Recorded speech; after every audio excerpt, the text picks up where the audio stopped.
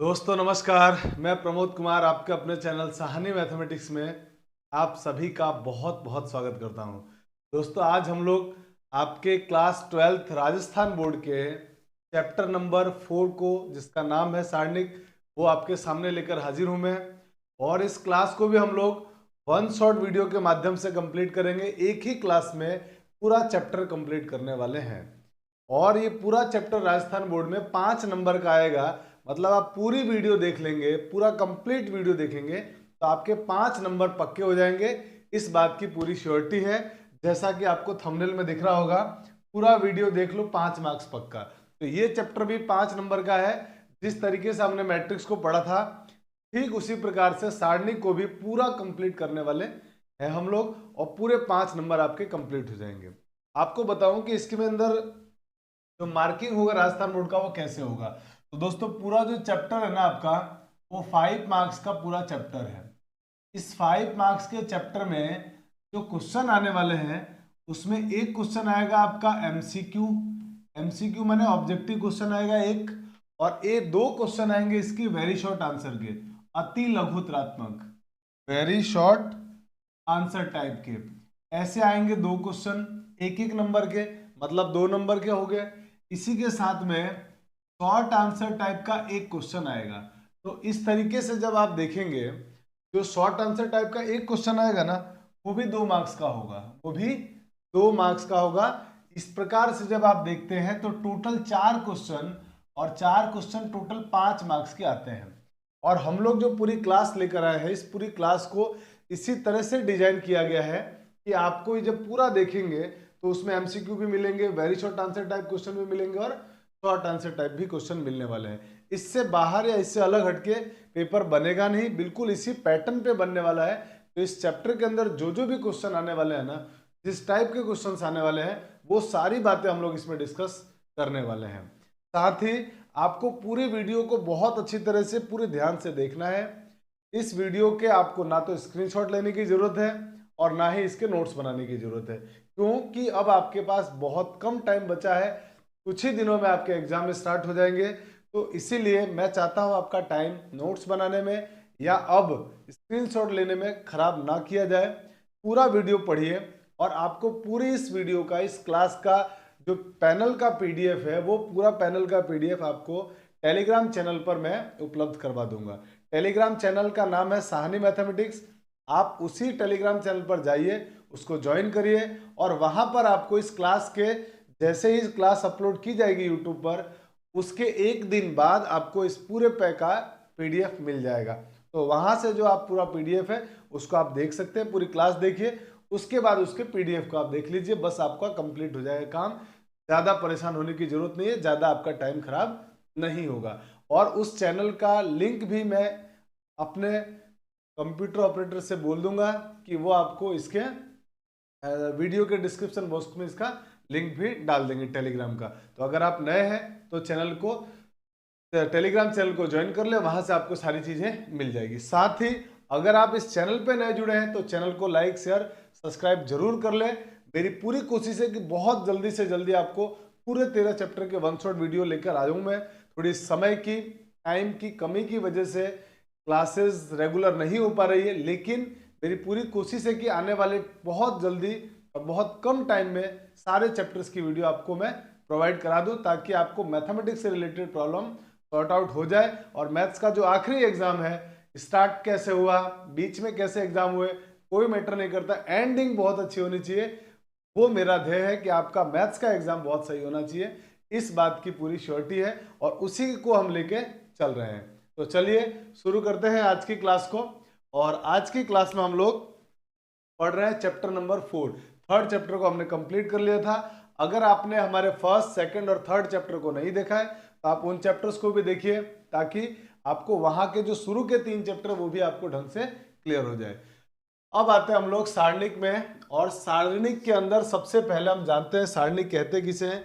आपको पता है हमारे पढ़ने का तरीका यह है कि हम लोग पूरी थ्योरी को भी पढ़ते हैं और थ्योरी पढ़ने के साथ साथ, कॉन्सेप्ट को जानने के साथ साथ, फिर हम लोग क्वेश्चंस कैसे आते हैं बोर्ड एग्जाम में और प्रीवियस ईयर में क्वेश्चन कौन से आ चुके हैं जो इस समय के एग्जाम पैटर्न को अप्लाई करते हुए उन प्रीवियस ईयर के क्वेश्चंस को भी मैंने इसमें दिया है। तो सबसे पहले तो दोस्तों हम आते हैं हमारे पहले की सारणी क्या होती है। सारणी केवल वर्ग मैट्रिक्स का संभव है, और किसी भी मैट्रिक्स का सारणिक नहीं निकाल सकते हैं, सिर्फ वर्ग मैट्रिक्स का संभव है। मतलब ऐसी मैट्रिक्स जिसमें रो और कॉलम की संख्या बराबर हो, वर्ग मैट्रिक्स कहलाती है, उसी का केवल सारणिक संभव है। दूसरी बात, अगर A बराबर A I J N cross N, N cross N लिखने का मतलब हो गया वर्ग मैट्रिक्स है। एन क्रम की एक वर्ग मैट्रिक्स हो तो इसके सारणिक को ऐसे इसमें दो लाइनें खींच के बॉक्स में ए को लिख दिया जाए इससे, या डिटर्मिनेंट ऑफ ए, डीईटी का मतलब होता है डिटर्मिनेंट ऑफ ए, जिसको हिंदी में बोलते हैं मैट्रिक्स ए का सारणिक, से भी व्यक्त करते हैं। तो ये तो हो गई इसकी डेफिनेशन पार्ट। अब सारणिक का मान कैसे निकालेंगे। तो हमारे सिलेबस में ज्यादातर जो मैट्रिक्स या डिटर्मिनेंट है वो मैक्सिमम 3x3 की है, 3 क्रम की है, माने रो 3 और कॉलम 3 की मैट्रिक्स है। तो हम जरा उसका मान निकालने का सीखते हैं कैसे निकालेंगे। तो दोस्तों मान लीजिए आपके पास कोई सारणिक लिखा हुआ है जिसमें एलिमेंट है A1, A2, A3, B1, B2, B3, C1, C2, C3, ये आपके पास सारणिक दिया हुआ। इस सारणिक का मान आपको निकालना है। तो सारणिक का मान किसी भी रो या कॉलम का प्रसार करके निकाला जा सकता है, ये बात आपको ध्यान रखना है।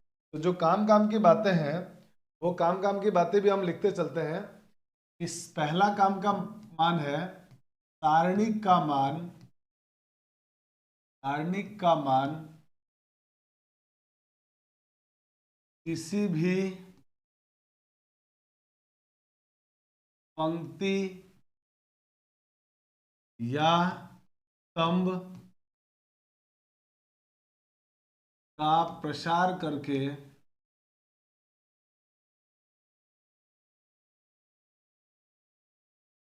ज्ञात किया जा सकता है, किंतु हम उस रो या कॉलम का यूज करेंगे, उस पंक्ति या स्तंभ का प्रयोग करेंगे जिसमें मैक्सिमम एलिमेंट 0 हो। ठीक है, ये भी बात मैं लिख देता हूं, किंतु उस पंक्ति या स्तंभ का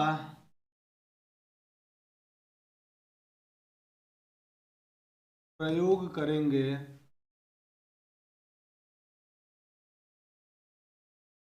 जिसमें अधिकतम अवयव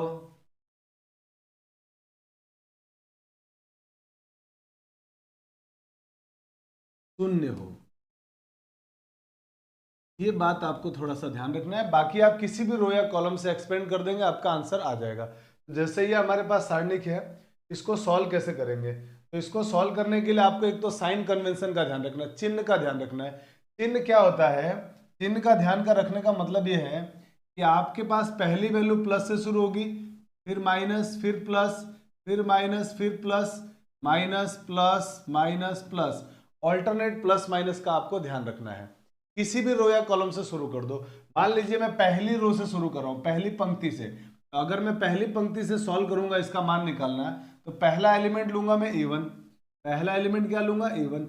अब मैं क्या करने वाला हूं, A1 के आमने सामने के रो और कॉलम को कैंसिल कर दिया, तो इसकी पंक्ति ये कैंसिल हो गई, ये कॉलम कैंसिल हो गया। देखिए ये रो कैंसिल हो गई और ये कॉलम कैंसिल हो गया। बच कौन से गए एलिमेंट, ये दोनों एलिमेंट बच गए, ये चारों एलिमेंट बच गए। अब इसका सारणिक मान निकालना है। इसका सारणिक मान कैसे निकालोगे, तो इसका सारणिक मान निकालने के लिए क्रॉस मल्टीप्लाई करते हैं, इसका इससे गुणा माइनस इसका इससे गुणा।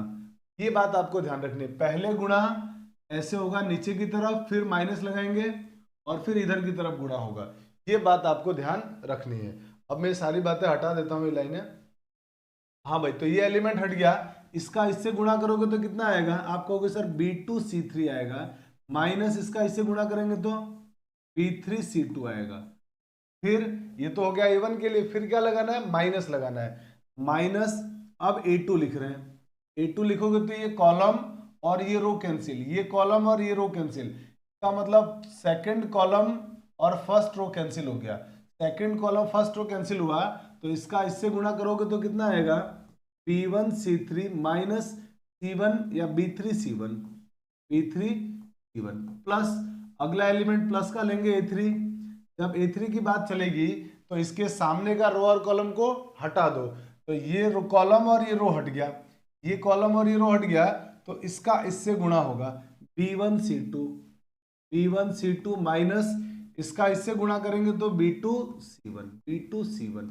और फिर आप इसको सॉल्व कर लीजिए, इसको सॉल्व करने से जो भी आंसर आएगा वही आपके सारणी का मान होगा। तो इस प्रकार से सारणी का मान ज्ञात किया जाता है, कोई भी चाहे 3x3 की सारणी को या 2x2 की सारणी को, सबको सॉल्व करने का तरीका यही है, यही बेसिक तरीका है। जैसे मान लीजिए अगर एग्जांपल के लिए आपको 2x2 की सारणी का मान निकालना हो तो कैसे निकालेंगे। मान लीजिए आपके पास कोई सारणिक दिया हुआ है, सारणी के बराबर 3 4 5 2 ऐसा लिखा हुआ है, तो इस सारणी को सॉल्व करना बहुत आसान है। आप कहेंगे सर पहले इसका इससे गुणा कर दो, तो 3 दूनी 6 माइनस इसका इससे गुणा 4 पंजे 20, 6 में से 20 घटा दो तो माइनस के 14 इस सारणी का मान आ गया। 2x2 को बहुत आसान है, और 3x3 का सारणी का मान भी आप किसी भी रो या कॉलम से निकाल सकते हो, लेकिन उस रो या कॉलम का यूज करो जिसमें मैक्सिमम एलिमेंट 0 हो। तो ये बात मैं उम्मीद करता हूं आपको पूरी अच्छे से समझ में आ गई होगी। अब हम बढ़ते हैं अगली स्लाइड की तरफ। कोई स्क्रीनशॉट लेने की जरूरत नहीं है, सब कुछ आपको टेलीग्राम चैनल पे मिल जाएगा। आप टेलीग्राम चैनल को ज्वाइन कर लेना, और उसका डिस्क्रिप्शन बॉक्स में लिंक भी मिल जाएगा, वहां पर आपको पूरी पीडीएफ मिल जाएगी। आप बस पूरी क्लास को ध्यान से देख लीजिए, आपको एक बार में समझ में आ जाएगा, क्योंकि अभी आपने पूरी साल भर कुछ ना कुछ तो पढ़ा ही होगा, लेकिन ये पूरी क्लास जो है ना आपके लिए वो एग्जाम ओरिएंटेड है। एग्जाम में पूरे नंबर दिलाने के लिए इस क्लास को बनाया गया। ये उद्देश्य है कि अब आपके पास कम टाइम में पूरे चैप्टर को कवर करते हुए पूरे एग्जाम में कंप्लीट नंबर 5 में से 5 या जितने नंबर का चैप्टर वो कैसे लाया जाए, ये क्लास उस उद्देश्य से बनाई गई है। नोट्स बनाने का आपके पास टाइम नहीं है, इसीलिए मैंने पूरा पीडीएफ भी आपको टेलीग्राम में देने का वादा किया है। चलिए अब हम बढ़ते हैं हमारे पास अगले की तरफ। अगला है हमारे पास कि सारणिक और मैट्रिक्स में अंतर क्या होता है। सारणिक और मैट्रिक्स में अंतर क्या है, तो मैट्रिक्स और सारणिक में सबसे पहला जो अंतर है, मैट्रिक्स किसी भी क्रम की हो सकती है, लेकिन सारणिक सिर्फ और सिर्फ वर्ग मैट्रिक्स का ही पॉसिबल है, उसका और किसी मैट्रिक्स का पॉसिबल नहीं। तो दूसरा जो पॉइंट लिखा है कि मैट्रिक्स किसी भी क्रम की हो सकती है, जबकि सारणिक केवल वर्ग मैट्रिक्स का संभव है। ये हमारे पास आ गया एक अंतर। दूसरा अंतर है मैट्रिक्स का संख्यात्मक मान नहीं होता है। मैट्रिक्स केवल संख्याओं का एक रेक्टेंगुलर अरेंजमेंट होता है, आयताकार व्यवस्था होती है, लिखने का एक तरीका होता है।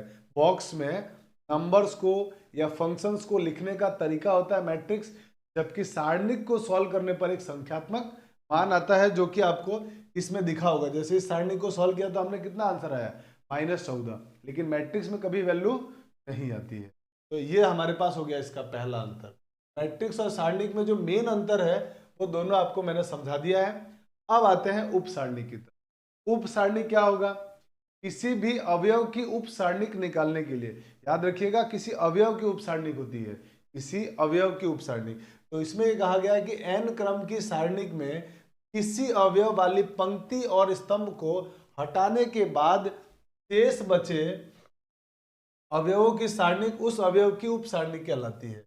जैसे एग्जांपल के लिए मान लीजिए आपके पास कोई सारणिक लिखा हुआ है, मान लेते हैं 1 2 3 4 5 6 2 -2 1 ऐसा लिखा हुआ है। ये मान लीजिए आपके पास कोई सारणिक है। आपसे किसी ने कहा कि 3 का उप सारणिक बताओ, 3 का उप सारणिक। तो 3 का जो उप सारणिक होगा वो कैसे निकालेंगे हम लोग, 3 के आमने सामने की पंक्ति और स्तंभ को हटा दो, 3 के सामने की रो और ये कॉलम को हटा दो, 3 के सामने की रो और कॉलम हटा दो, शेष जो बच गए अवयव उनका सारणिक। तो शेष बचे अवयव कौन से, 5 4 5 और 2 -2 2 -2 इसका सारणिक मान। अब इसका सारणिक मान निकालो आप, तो -8 -5 दूनी 10, सॉल्व करोगे तो आंसर आएगा -18। तो इसका मतलब ये हुआ कि 3 का उप सारणिक क्या आ गया, -18 आ गया। 3 का उप सारणिक -18 आ गया। इसका पूरी लाइन का मतलब ये हुआ कि किसी भी अवयव की उप सारणिक अगर आप निकालना चाहते हो तो उसके आमने सामने की पंक्ति और स्तंभ को हटा दो और शेष बचे अवयवों का सारणिक मान उसका उपसारणिक होता है। बात समझ में आ गई? हाँ सर, बात समझ में आ गई। अब जैसे अगली लाइन में लिखा हुआ किसी अवयव ए आई जे के उप सारणी को किससे लिखेंगे? एम आई जे से। उप सारणी को अंग्रेजी में बोलते हैं माइनर, इसीलिए हम लोग एलिमेंट अगर ए आई जे है तो उसके उप सारणी को एम आई जे लिखेंगे। कहने का मतलब ये हुआ कि जैसे 3 है, ये कौन सा एलिमेंट है? तो आपको अगर पहली रो और तीसरे कॉलम का है, इसका मतलब जो 3 है वो है A13 है, A13, तो इसका उप सारणी क्या होगा? कैपिटल M13 हो जाएगा। बस उसके साथ क्या लगा देना, आपको एम लगा देना है। बात समझ में आ गई? यहाँ सर ये इसका मतलब है। जैसे मान लीजिए अगर आपके पास 2x2 की कोई सारणिक दी हुई है, T8 - 2 4, ऐसा लिखा हुआ है 2, और आपसे किसी ने पूछा कि आप M21 बताओ। M21 का मतलब क्या हुआ? एलिमेंट 21 का अवयव 21 का उपसारणिक, अवयव 21 का उपसारणिक। अब 21 का मतलब पंक्ति 2 और स्तंभ 1, तो पंक्ति 2 और स्तंभ 1 कौन सा होगा? तो आप कहोगे सर पंक्ति 2 और स्तंभ 1 ये वाला होगा, ये एलिमेंट है, इसका उपसारणिक बताना है। तो जिसका उपसारणिक बताना होता है उसके सामने का रो और कॉलम हटा दो, उसके बाद जो शेष अवयव बच गया उसका उपसारणिक मान। तो शेष अवयव क्या बच गया? 8, तो यही इसका आंसर होगा, 8 होगा। M21 का मान कितना आएगा? 8। तो इस प्रकार से उपसारणिक को निकाला जाता है। मुझे लगता है आपको उपसारणिक बहुत अच्छे से समझ में आ गई कि किसी भी अवयव का उपसारणिक कैसे निकालते हैं, और ये बहुत काम का है, क्योंकि हो सकता है कि छोटा सा क्वेश्चन आपके ऑब्जेक्टिव इस पर पूछा जा सकता है, और मैंने ऐसे क्वेश्चन भी लिए हैं। मतलब वो सारी संभावनाएं जो एग्जाम में क्वेश्चन बन सकता है, वो सारे क्वेश्चंस मैंने इस क्लास के अंदर लिए हैं, और उन सारे क्वेश्चंस को हम लोग 1 बाय 1 डिस्कस करेंगे। चिंता मत करिए, हम पूरा कंप्लीट इसको करने वाले हैं। चलिए बढ़ते हैं आगे। और आगे हमारे पास अगला है किसी सारणिक का एक एग्जाम्पल के थ्रू कैसे समझा जाए, कि एक सारणिक दिया हुआ है, इसके उप सारणिक के मान ज्ञात करने हैं। तो एक एग्जाम्पल हमारे पास है जिसमें ए सारणिक है, आपको M21 बताना है कितना होगा। इस M21 M12 का मतलब फर्स्ट रो और सेकंड कॉलम। तो फर्स्ट रो में सेकंड कॉलम तो ये वाला एलिमेंट होगा ना, इसका आपसे उपसारणिक पूछा गया है। तो जिसका उपसारणिक पूछा गया है उसके सामने की रो और कॉलम को हटा दो, उसके बाद जो बच गए वो अवयव लिख दो। उसके बाद अवयव क्या बच गया? 0 0 4 4। इसको हल करो, तो इसको हल करोगे तो इसका इससे गुणा 0 माइनस इसका इससे गुणा 0, और 0 - 0 आंसर हो गया 0। इसका आंसर कितना आ गया? तो इसका आंसर आ गया आपके पास 0। अब आगे चलते हैं, अगला M32 पूछा गया आपसे। M32 का मतलब ये हुआ 32 अवयव का उपसारणिक। तो थर्ड रो, ये आ गई थर्ड रो, और पहले नंबर पे रो होता है, दूसरे नंबर पे कॉलम, पहले पंक्ति फिर कॉलम, ये हमने मैट्रिक्स में पढ़ा है। ये हो गया हमारे पास थर्ड रो में सेकंड कॉलम, मतलब ये वाला एलिमेंट है। इस एलिमेंट का आपको उपसारणिक निकालना है, इस एलिमेंट का आपको उपसारणिक निकालना है। तो आइए इसका उपसारणिक कैसे निकालेंगे? ये कॉलम और रो हटा दिया, अवयव जो बच गए वो कौन से बच गए? 2 0 1 और 4। इनको सॉल्व कर लेते हैं। तो 4 दूनी 8, माइनस 0 का 1 से गुणा करेंगे 0, 8 - 0 आ जाएगा 8, और यही हमारे पास M32 था। अब मान लो आपको M22 पूछा गया है, तब आप M22 निकाल लीजिए। M22 निकालने का मतलब सेकंड रो और सेकंड कॉलम, सेकंड रो और सेकंड कॉलम, वो कौन सा एलिमेंट होगा? तो आप कहोगे सर ये वाला होगा। इसका उपसारणिक निकालना है, तो इसके सामने का कॉलम और रो हटा दो, शेष एलिमेंट कौन से बच गए? तो आप कहोगे शेष एलिमेंट बच रहे हैं 2 1 0 और 4। इसका मान निकाल लेते हैं। तो इसका मान निकालने के लिए क्या करने वाले हम लोग? इसका मान निकालने के लिए इसको सॉल्व करो। 4 दूनी 8, माइनस 0 एकम 0, और 8 - 0 हो जाएगा 8। और यही सब हमारे इस क्वेश्चन के जो क्वेश्चन वाले ने पूछा। मुझे लगता है अब आपको माइनर बहुत अच्छी तरह से पूरा समझ में आ गया, किसी सारणिक का उप सारणिक या माइनर कैसे निकाला जाता है, और माइनर को कैपिटल M से रिप्रेजेंट कर दिया किया जाता है। ये बात भी समझ में आ गई। अब हम लोग बढ़ते हैं आगे, और अब हम ये जानते हैं कि माइनर के बाद यानी उप सारणी के बाद सहखंड क्या होते हैं, कोफैक्टर क्या होते हैं, वो हम लोग जानते हैं। चलिए बढ़ते हैं अगली स्लाइड की तरफ, और आगे हमारे पास है सहखंड, कोफैक्टर। इसको भी समझने की कोशिश करते हैं कि कोफैक्टर क्या होते हैं। किसी अवयव ए आई जे के सहखंड को अंग्रेजी में कोफैक्टर बोलते हैं, कैपिटल ए आई जे या सी आई जे से व्यक्त किया जाता है। जैसे हम लोग किसी एलिमेंट ए आई जे के उप सारणिक को व्यक्त किससे करते थे, कैपिटल एम आई जे से, तो वैसे ही किसी एलिमेंट के सहखंड को व्यक्त करते हैं कैपिटल ए आई जे या सी आई जे से व्यक्त किया जाता है। ये बात आपको समझ में आ गई। अब दूसरे नंबर पे इसका एग्जाम्पल इसे होता क्या है, तो सी आई जे होता है -1 की पावर आई प्लस जे माने इन दोनों का योग, और यहां पे लिखा जाता है एम आई जे का मतलब उपसारणिक, अवयव का उपसारणिक। तो कहने का मतलब यह है कि पहले आपको जब भी कोफैक्टर निकालना है -1 की पावर आई प्लस जे बोलना है, -1 की पावर आई प्लस जे, और उसके बाद उसका उपसारणिक निकालना है। पूरी लाइन का मतलब ये हुआ कि जरा मुझे बताओ -1 की पावर आई प्लस जे का मतलब ये है कि -1 की पावर अगर हम सम संख्या करें, अगर मैं आपसे पूछूं कि -1 की पावर अगर सम संख्या करेंगे तो क्या आंसर आएगा, आप कहोगे -1 की पावर सम संख्या करने पर +1 आएगा, और -1 की पावर अगर मैं विषम संख्या कर दूं तो आंसर क्या आएगा, आप कहेंगे सर -1 आएगा। ये बहुत बात आपको अच्छे से मालूम होगी कि हाँ ये ऐसा होगा। तो मेरे दोस्त, मैं यहाँ पे क्या करने वाला हूँ, मैं यहाँ पर जो है ना, यहाँ पर मेरा पूरा फोकस पता है क्या होगा, इस फॉर्मूले को तो मैं याद रखूंगा ऑब्जेक्टिव क्वेश्चन के हिसाब से, कि ऑब्जेक्टिव क्वेश्चन में कभी ये आ जाए तो मुझे इसको ऐसे सॉल्व करना। लेकिन मैं क्या करूंगा, मैं इसमें क्या करने वाला हूं, अब जब क्वेश्चन को सॉल्व करूंगा ना मैं,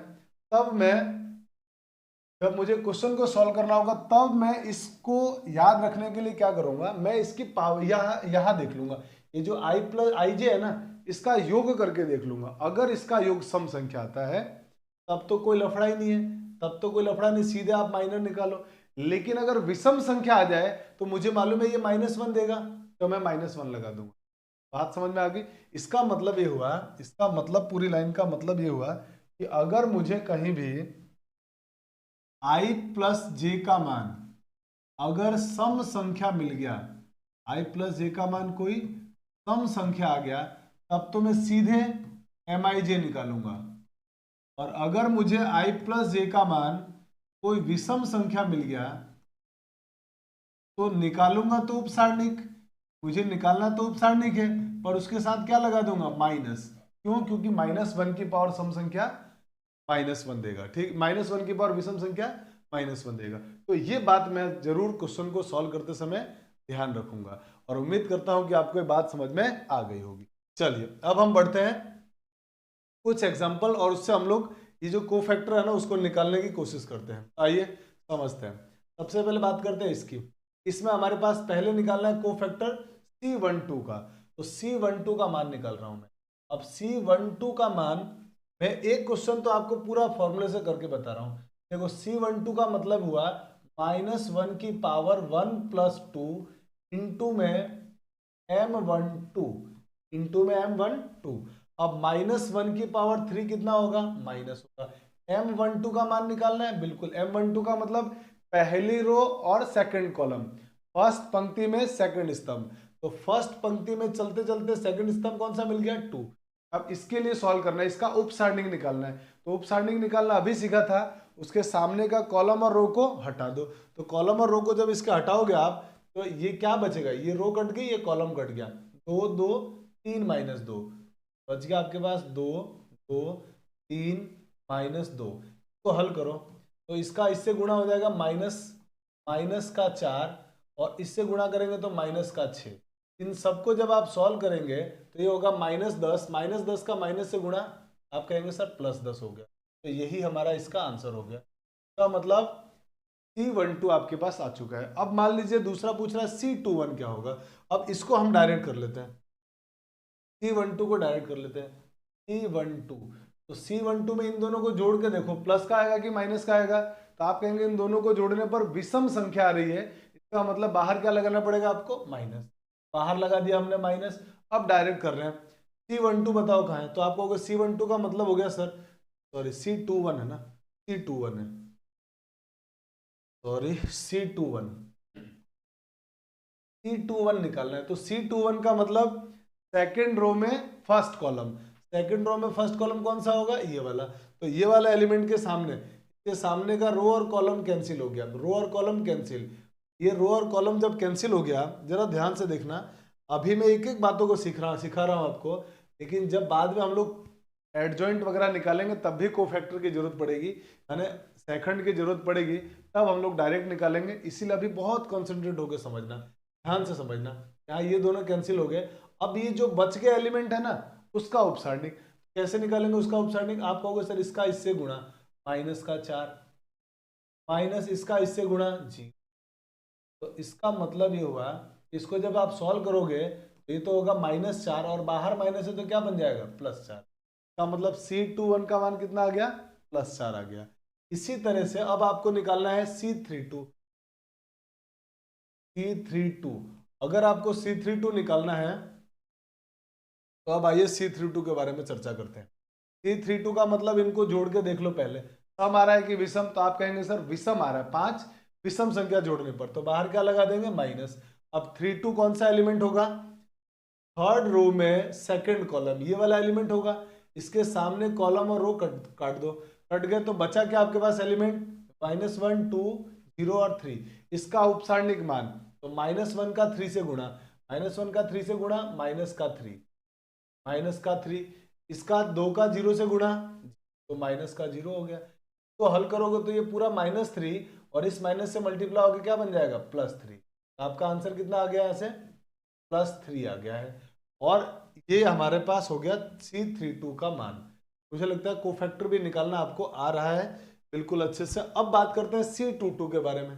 मान लीजिए आपसे पूछा गया कि C22 बताओ, तो 22 को जब आप जोड़ोगे इन दोनों को तो सम संख्या आएगी कि विषम, तो आप बोलोगे सर सम संख्या आ रही है, इसका मतलब बाहर प्लस रहेगा, माने चिन्ह नहीं बदलेगा, जो आंसर आ रहा वही आंसर है। और अगर विषम संख्या आएगा तो जो आंसर आता है उसका चिन्ह बदलना पड़ता है। जैसे हमारा माइनर क्या आया था, इसको देखो, तो आप कहोगे सर माइनर आया था ऐसे -4, चिन्ह बदल दिया हमने और +4 कर दिया। लेकिन अगर सम संख्या आ रही है तो जो उपसारणिक का मान होगा वही सेकंड का मान होगा, यानी चिन्ह नहीं बदलेगा सम संख्या होने पर। तो जैसे C22 ये वाला एलिमेंट होगा, ये सामने का रो और कॉलम कैंसिल हो गया, बचा क्या आपके पास, -1 2 0 और -2। इसको हल करेंगे और जो इसका आंसर आएगा वही हमारा आंसर होगा, चिन्ह बदलने की जरूरत नहीं है क्योंकि इनको जोड़ने पर सम संख्या आ रही है। तो इसका इससे गुणा कर दो, -1 का -2 से गुणा, आप कहोगे सर 2, -2 का 0 से गुणा 0, तो आपका आंसर कितना आ गया, 2। और यही हमारे आंसर है। मुझे लगता है आपको अब बहुत आराम से उपसारणिक और सेकंड निकालना आ चुका है। उपसारणिक और सेकंड में आपको कोई दिक्कत नहीं होगी, ठीक है। चलिए बढ़ते हैं आगे अब हम लोग, और आगे आते हैं उपसारणिक सेकंड के बाद कुछ और काम के फॉर्मूले जो आपको याद होने चाहिए, जिनके क्वेश्चंस एग्जाम में बनते हैं, है ना। और ये बात आपको पता होनी चाहिए कि ये फॉर्मूले याद रखने हैं आपको। यदि किसी त्रिभुज के शीर्षों के निर्देशांक x1 y1 x2 y2 और x3 y3 है, तो उस त्रिभुज के क्षेत्रफल का फॉर्मूला होगा 1/2 सारणिक में x1 x2 x3 y1 y2 y3 1 1 1। इस तरीके से आपको लिखना है और इस सारणी का जो भी मान आएगा वो इस त्रिभुज का क्षेत्रफल होगा। बात समझ में आ गई, वो इस त्रिभुज का क्षेत्रफल होगा। क्या लिखना है, पहले वाले कॉलम में सारे x के निर्देशांक, दूसरे वाले कॉलम में सारे y के निर्देशांक और तीसरे वाले कॉलम में 1 1 1 लगा देना है। सिंपल है। चलिए अब आते हैं 3 बिंदुओं के संरेख होने की शर्त। अब आपको मालूम है 3 बिंदु संरेख कब होते हैं, जब तीनों बिंदु एक ही रेखा पर स्थित हो, और एक रेखा पर अगर तीनों बिंदु स्थित होंगे तो उससे त्रिभुज नहीं बनने वाला है, और त्रिभुज नहीं बनेगा इसका मतलब त्रिभुज का क्षेत्रफल 0 होगा। तो संरेख सिद्ध करने के लिए हम क्या करेंगे, 3 बिंदु अगर ये दिए हुए हैं, तीनों बिंदु संरेख कब होंगे, जब त्रिभुज का क्षेत्रफल 0 होगा, माने इसका मान 0 होगा। और अगर इसका मान 0 है तो जरा सोचो 1/2 और इसका गुणा 0 आ रहा है, 1/2 और इसका गुणा 0 तभी हो सकता है जब दोनों में से कोई एक 0 हो। तो 1/2 तो कभी 0 होगा नहीं, तो निश्चित रूप से इसको 0 होना पड़ेगा। इसीलिए संरेख की शर्त ये होती है कि x1 x2 x3 y1 y2 y3 1 1 1 इसको क्या होना चाहिए, 0। अगर ये 0 है तो कैसे होंगे बिंदु, संरेख होंगे। बिंदु कैसे हो जाएंगे, तो ये हो गई संरेख की शर्त। तीसरा पॉइंट जो इससे रिलेटेड हमारे एग्जाम में या हमारे सिलेबस में है वो ये है कि दो बिंदु x1 y1 तथा x2 y2 को मिलाने वाली रेखा का समीकरण। तो दो बिंदुओं को मिलाने वाली रेखा का समीकरण निकालने के लिए आपको लिखना है सारणिक में x x1 y x2 y y1 y2 और 1 1 1, यानी त्रिभुज के क्षेत्रफल के जैसा ही लिखना है। बस आपको दो बिंदु दिए हुए हैं तो आप यहाँ पर x, यहाँ पर y और यहाँ 1 लिख दो और इधर x2 y2 लिख दो, x2 y2 और x2 x1 x2 और y1 y2 और यहाँ 1 1 1। तो ये हमारे पास, और बराबर में क्या लिखना है आपको, 0। तो ये फॉर्मूले का यूज करके हम लोग दो बिंदुओं को मिलाने वाली रेखा का समीकरण निकाल लेंगे। एक बार जब आप पढ़ेंगे ना इसको पूरा याद हो जाएगा, कोई मुश्किल नहीं है, एकदम आसान है। ठीक है, चलिए बढ़ते हैं आगे अब हम लोग, और अब हम आते हैं हमारे अगले सहखंड की तरफ। सहखंडज, सहखंडज माने एडजॉइंट, नाम का है और बहुत इंपॉर्टेंट है ये सहखंडज मैट्रिक्स। सहखंडज मैट्रिक्स क्या होता है, किसी भी मैट्रिक्स के सहखंडज को, जैसे ए कोई मैट्रिक्स है तो इसका जो सहखंडज होगा ना, इसके सहखंडज को इस तरीके से व्यक्त करते हैं, इसके सहखंडज को व्यक्त करने का तरीका होता है adjoint of A, ADJ of A. ADJ of को, ए को क्या पढ़ते हैं, adjoint of A, matrix A का सहखंडज, एडजॉइंट ऑफ ए। तो इंग्लिश वाला ही आप याद रखना, एडजॉइंट ऑफ ए। और ये एडजॉइंट क्या होता है, जितनी भी कोफैक्टर मैट्रिक्स आती है ना, किसी मैट्रिक्स के कोफैक्टर माने सहखंड। अब ये कंफ्यूजन हो सकता है आपके सहखंड और सहखंडज में, सहखंड माने कोफैक्टर और सहखंडज माने, सॉरी सेकंडज माने एडजॉइंट, है ना। तो ये बात आपको ध्यान रखनी है। मेरे हिसाब से इंग्लिश वाला याद रखो, ज्यादा आसान है उसको, कोफैक्टर और एडजॉइंट। कोफैक्टर, तो ये क्या होता है एडजॉइंट, कोफैक्टर मैट्रिक्स का ट्रांसपोज, कोफैक्टर मैट्रिक्स का ट्रांसपोज। इसका मतलब ये हुआ कि कोफैक्टर मैट्रिक्स को लिखते हैं CIJ से, और इस CIJ का जब आप ट्रांसपोज कर देंगे, ट्रांसपोज कैसे करते हैं किसी मैट्रिक्स का, परिवर्त मैट्रिक्स, ट्रांसपोज का मतलब परिवर्त। तो आप कहेंगे सर रो और कॉलम को आपस में बदल देते हैं, माने इसका जो आंसर आएगा आएगा CJI, आई और जे आपस में बदल दिया। तो ये होता है एडजॉइंट मैट्रिक्स की परिभाषा। एडजॉइंट मैट्रिक्स क्या होती है, कोफैक्टर मैट्रिक्स का ट्रांसपोज, कोफैक्टर मैट्रिक्स का परिवर्त, और परिवर्त करने का मतलब होता है रो और कॉलम का आपस में इंटरचेंज। तो ये हमारे पास होती है इसकी परिभाषा। अब जो इसकी लैंग्वेज में परिभाषा लिखी हुई है, एक बार जरा उसको भी पढ़ लेते हैं। तो लैंग्वेज में लिखा हुआ है कि यदि A बराबर AIJ n क्रॉस n कोई वर्ग मैट्रिक्स है तो A के प्रत्येक अवयव के स्थान पर, A के प्रत्येक अवयव के स्थान पर, हर एलिमेंट की जगह पर संगत सहखंड, सहखंड माने वही आपका कोफैक्टर, कोफैक्टर, सहखंड माने कोफैक्टर,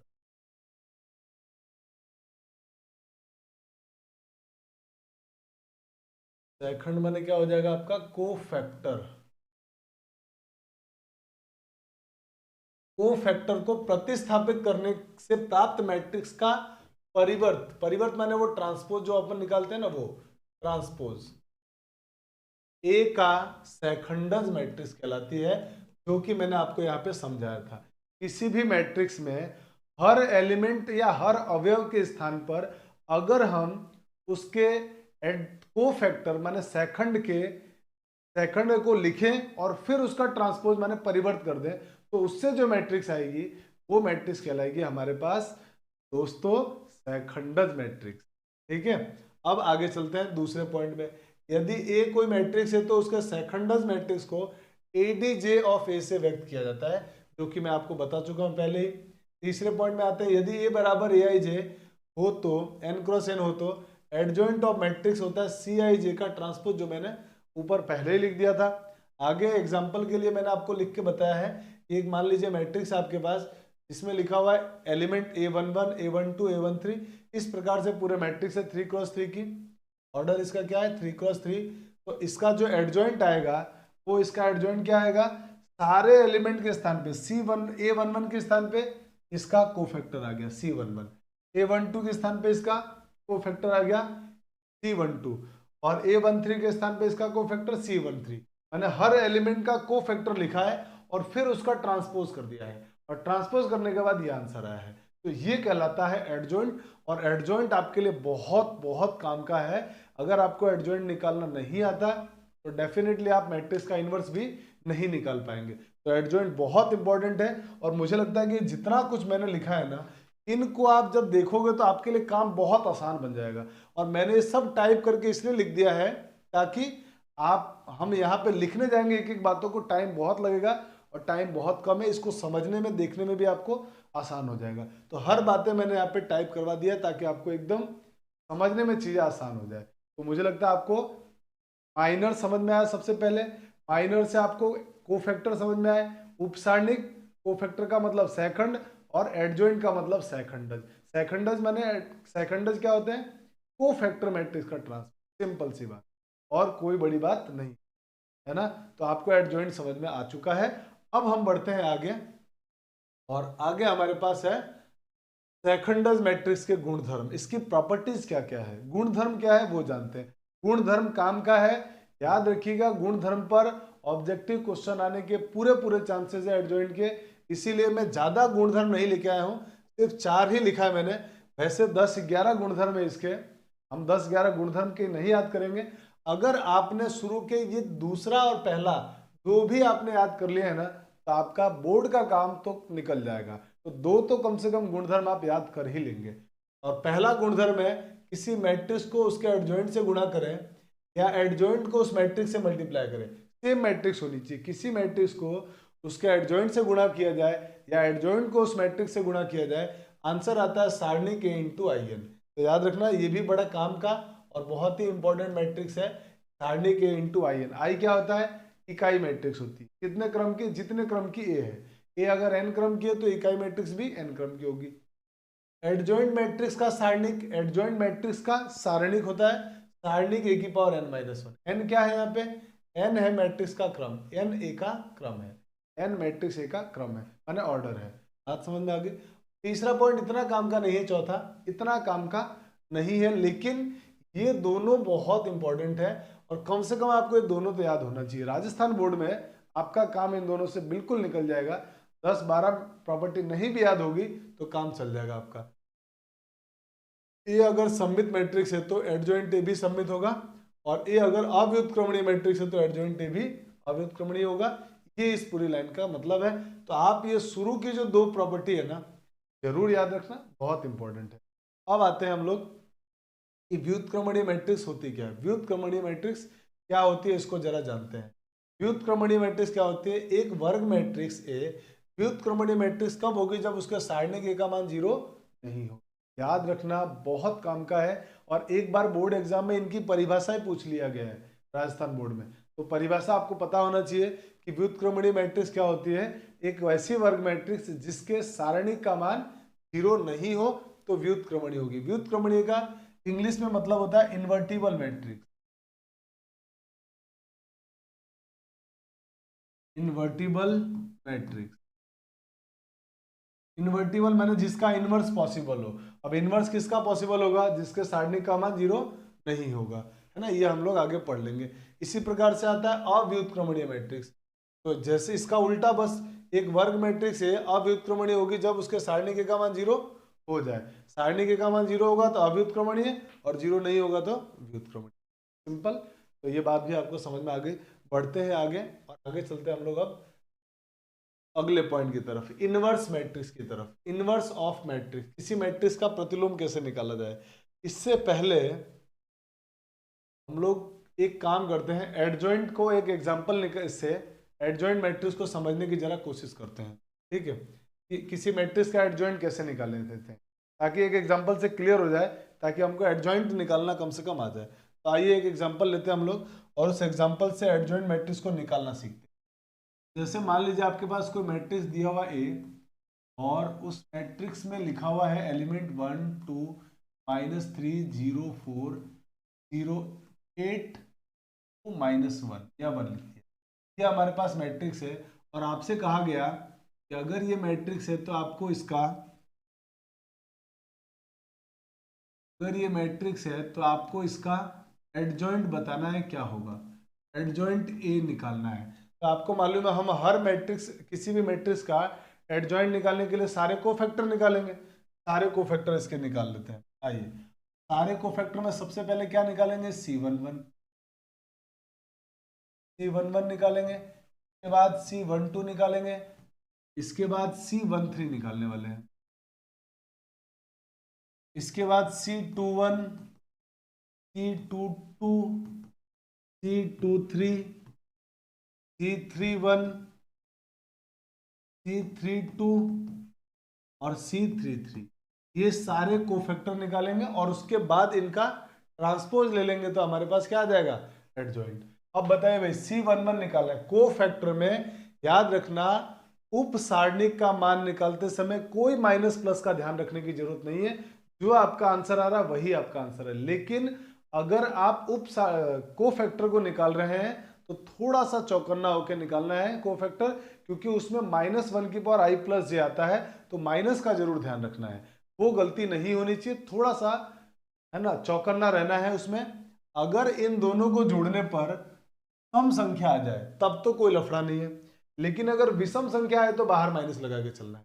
तो अभी इन दोनों को जोड़ने पर सम आ रहा है, कोई लफड़ा नहीं है, ये एलिमेंट इसके सामने का रो और ये कॉलम कैंसिल आउट हो गया। अब बचे हुए एलिमेंट को जब आप सॉल्व करेंगे तो आप क्या होगा, 4 एकम 4 -2 × 0 0, आंसर कितना आ जाएगा, 4 आ जाएगा। ये हो गया पहला कोफैक्टर। दूसरा कोफैक्टर निकालेंगे तो बाहर क्या लिखने वाले हैं, माइनस। अब माइनस लिखेंगे तो क्या होगा, इसके साथ ये वाला एलिमेंट, इसके कॉलम और ये रो कट गए, इसका मल्टीप्लाई इसके साथ 0, -8 का 0 से मल्टीप्लाई 0, फाइनल आंसर हो गया 0, और 0 प्लस माइनस का नहीं लगाएंगे, 0 को 0 ही लिखेंगे। इसी तरीके से C13 जब निकालेंगे तो C13 ये वाला एलिमेंट होगा, और आपको मालूम है 1 और 3 को जोड़ने पर 4 आता है, जो कि सम संख्या है, तो माइनस का कोई लफड़ा नहीं है। तो ये रो और ये कॉलम कट गई, ये रो और ये कॉलम कट गया, पहली रो और तीसरा कॉलम कट गया, इससे मल्टीप्लाई 0 × 2 -8 चौके 32, -32, सॉल्व करने पे आंसर कितना आ गया इसका, -32। अब आते हैं जरा आगे और इसको समझते हैं C21 को। तो C21 ये एलिमेंट होगा और इसमें बाहर आपको माइनस लगाना पड़ेगा। ये कॉलम, इस अवयव के सामने का कॉलम और ये रो कैंसिल आउट हो गया, ये कॉलम ये रो कट गया, 2 का 1 से गुणा 2 एकम 2। याद रखना जब भी मैं बाहर माइनस लगा रहा हूं ना, ब्रैकेट बना के लिख रहा हूं ताकि चिन्ह की गलती ना हो। तो आप जब भी माइनस बाहर लिखेंगे ब्रैकेट लगा लेंगे ताकि साइन की गलती ना हो, आपसे चिन्ह की गलती ना हो। तो ये कॉलम और ये रो कट गया, इसका इससे गुणा 2, माइनस का 6 आ रहा है, तो माइनस से 6 से क्या बन जाएगा, ये +6, मैंने पूरा आंसर हो जाएगा इसका -8। फिर C22 की बात करेंगे इस वाले एलिमेंट का, तो ये कॉलम और ये रो कट जाएगा, और 2 सम संख्या होती है जोड़ने पर, माने इसके अंदर कोई लफड़ा नहीं है प्लस माइनस का। ये कॉलम और ये रो कट गया, इसका इससे गुणा 1, माइनस इसका इससे गुणा होगा तो -24, 8 का -3 से गुणा -24, इसको बना देगा +24, 24 और 1 25, ये हो गया हमारे पास 25। थोड़ा सा इसको अच्छे से लिख लेता, ये हो गया आपके पास 25।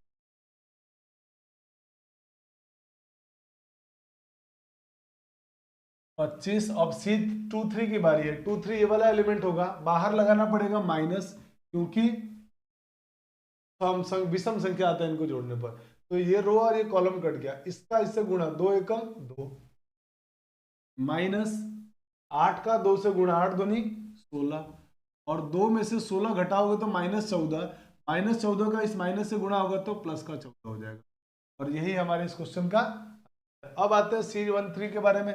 तो इनको जोड़ने पर क्या आता है, आपको अगर सर सम संख्या आ रही है तो इसके अंदर साइन का कोई लफड़ा नहीं, ये कॉलम और ये रो कट गया, ये कॉलम रो कट गया, तो इसका इससे मल्टीप्लाई 0, माइनस इससे गुणा करोगे तो -12, वो इसको बना देगा +12, मैंने आंसर हो जाएगा 12। C32 की बारी होगी तो बाहर लगाना पड़ेगा माइनस, ये कॉलम और ये रो कट गया, इसका मल्टीप्लाई इसके साथ 0, माइनस इस 0 का -3 से मल्टीप्लाई 0, आंसर हो गया फाइनली 0। इसी तरीके से C33 की बारी आएगी, ये कॉलम और रो कट गया, इसका मल्टीप्लाई इससे किया 4 एकम 4, माइनस 0 का 2 से गुणा करेंगे 0, और 4 - 0 हो जाएगा 4। तो इस तरीके से हमने सारे कोफैक्टर निकाल दिए। अब हम आते हैं हमारे एडजॉइंट की तरफ कि इसका एडजॉइंट क्या होगा। एडजॉइंट ऑफ ए, इस मैट्रिक्स का एडजॉइंट लिखेंगे तो आपको मालूम है सारे cofactor matrix C11, C12, C13, C21, C22, C23, C31, C32 और C33 इन सब का ट्रांसपोज होता है। ट्रांसपोज होता है तो सारे मान लिख दो। पहला मान क्या है अपने पास, तो आप कहेंगे सर 4, इसके बाद क्या आया है 0, इसके बाद माइनस का 32, इसके बाद आया है -8, इसके बाद 25 और इसके बाद आया 14, इसके बाद आया 12, नेक्स्ट आया 0, इसके बाद 4 और इसका ट्रांसपोज। ट्रांसपोज का मतलब क्या हो गया, रो और कॉलम का आपस में बदल दो। तो पहली रो जो है ना उसको पहला कॉलम बना देते हैं, तो हो जाएगा 4 0 -32। इस रो को सेकंड कॉलम बना, सेकंड रो को सेकंड कॉलम, तो ये हो जाएगा -8 माइनस के सॉरी प्लस के 25 +14। इसको भी थर्ड रो को थर्ड कॉलम बना दो, ये बनेगा 12 0 4 और यही हमारे इस क्वेश्चन का आंसर है। यही हमारे पास एडजॉइंट है। तो मुझे लगता है आपको एडजॉइंट बहुत अच्छी तरह समझ में आ गया। यहाँ एडजॉइंट इस प्रकार से निकाला जाएगा। अब अगर मान लीजिए 2 क्रॉस 2 का एडजॉइंट निकालना हो किसी मैट्रिक्स का, ये तो हमारे पास क्या हो गया, ये तो हो गया हमारे पास 3 क्रॉस 3 का। अगर आपको 2 क्रॉस 2 का निकालना हो तो आपको क्या करना पड़ेगा, इसको साइड में कर लिया हमने। अब हम आते हैं, अगर मुझे 2 क्रॉस 2 का निकालना है तो क्या करेंगे। जैसे मान लीजिए आपके पास कोई मैट्रिक्स दिया हुआ है A बराबर -5 3 2 1 ऐसा दिया हुआ है और 2 क्रॉस 2 का मान लीजिए एडजॉइंट निकालना है, तो आप क्या करेंगे, सारे कोफैक्टर निकालेंगे इसके भी। तो इसके भी कोफैक्टर कैसे निकालेंगे,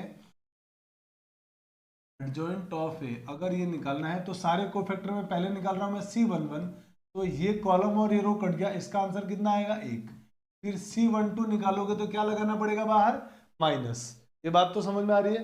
ये वाला एलिमेंट है, ये कॉलम और ये रो कट गया तो क्या बचा आपके पास, यहाँ से 2 बच गया। फिर C22 का मान निकालना होगा, तो ये वाला एलिमेंट इसके सामने का कॉलम और रो काट दो, कॉलम और रो काट दिया तो क्या बचा 3 और ये कल गड़बड़ हो गया, C21 होगा, ये C21 होगा, C21 ये वाला एलिमेंट, तो इसका चिन्ह भी बदलना पड़ेगा। C21 निकालेंगे तो वो ये वाला एलिमेंट होगा, तो इसके पहले तो बाहर माइनस लगेगा, ये कॉलम और ये रो कट गया, क्या आंसर आ गया माइनस का। फिर C22 अगर निकालेंगे आप तो इसमें चिन्ह बदलने वाला नहीं है, तो ये एलिमेंट है 22, इसके सामने का कॉलम और रो कट गया, क्या बचा -5। अगर -5 बच गया तो आपका एडजॉइंट अब क्या होगा, तो आप कहोगे सर जो एडजॉइंट है ना, जो भी आपने कोफैक्टर निकाले ना उनका ट्रांसपोज। तो कोफैक्टर क्या क्या निकाला हमने, 1 -2 -3 और -5। अब इसका ट्रांसपोज कर दो, तो जब आप इसका ट्रांसपोज करेंगे तो क्या आएगा, 1 -2 फर्स्ट रो को फर्स्ट कॉलम बना दिया, सेकंड रो को सेकंड कॉलम, -3 ये हमारे पास आ गया एडजॉइंट। अब इस एडजॉइंट को हम लोग बार बार ऐसे नहीं निकालेंगे, जब भी 2 क्रॉस 2 का क्वेश्चन आएगा डायरेक्ट एडजॉइंट निकाल लेंगे। डायरेक्ट कैसे निकालोगे सर, डायरेक्ट निकालने का तरीका है, इन दोनों को आपस में रिप्लेस कर दो, आपस में बदल दो, इन दोनों को आपस में बदल दो। तो इन दोनों को आपस में बदला तो देखो क्या आ रहा है, 1 और -5, 1 उठ के -5 की जगह -5 उठ के 1 के स्थान पर आ गया, ठीक है। उसके बाद इन दोनों के चिन्ह बदल दो, इन दोनों के चिन्ह, इनको नहीं बदलना है, इनके चिन्ह को बदलना है। देखो वही तो हो रहा है, चिन्ह ही तो बदल रहा है। माने जैसे मान लो अगर आपसे किसी ने कहा कि A बराबर ABCD ऐसा लिखा हुआ है और आपको इसका एडजॉइंट बताना है, तो इसका एडजॉइंट बनाने के लिए क्या करोगे आप, इन दोनों को आपस में बदल दो, इन दोनों को आपस में बदलो, तो ये होगा D यहाँ पर है, इनके चिन्ह बदल दो, -C माइनस का, ये आपका आंसर हो जाएगा।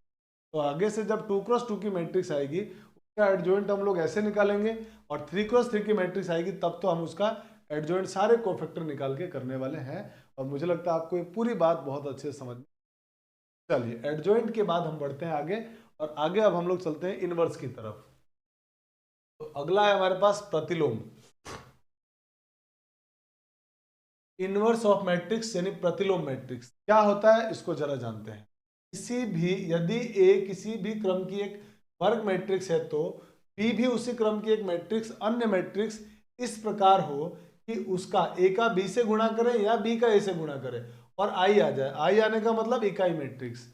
अगर ए कोई वर्ग मैट्रिक्स है और उसी क्रम की एक बी मैट्रिक्स ले और वो बी मैट्रिक्स इस प्रकार से हो कि ए को बी से गुणा करे या बी को ए से गुणा करे और आंसर हमेशा इकाई मैट्रिक्स आ जाए, तो बी को ए का प्रतिलोम मैट्रिक्स कहेंगे। बी को ए का प्रतिलोम मैट्रिक्स कहेंगे और इसे सामान्यतः ए इनवर्स से व्यक्त किया जाता है, अर्थात जो बी होगा वो ए इनवर्स के बराबर होगा।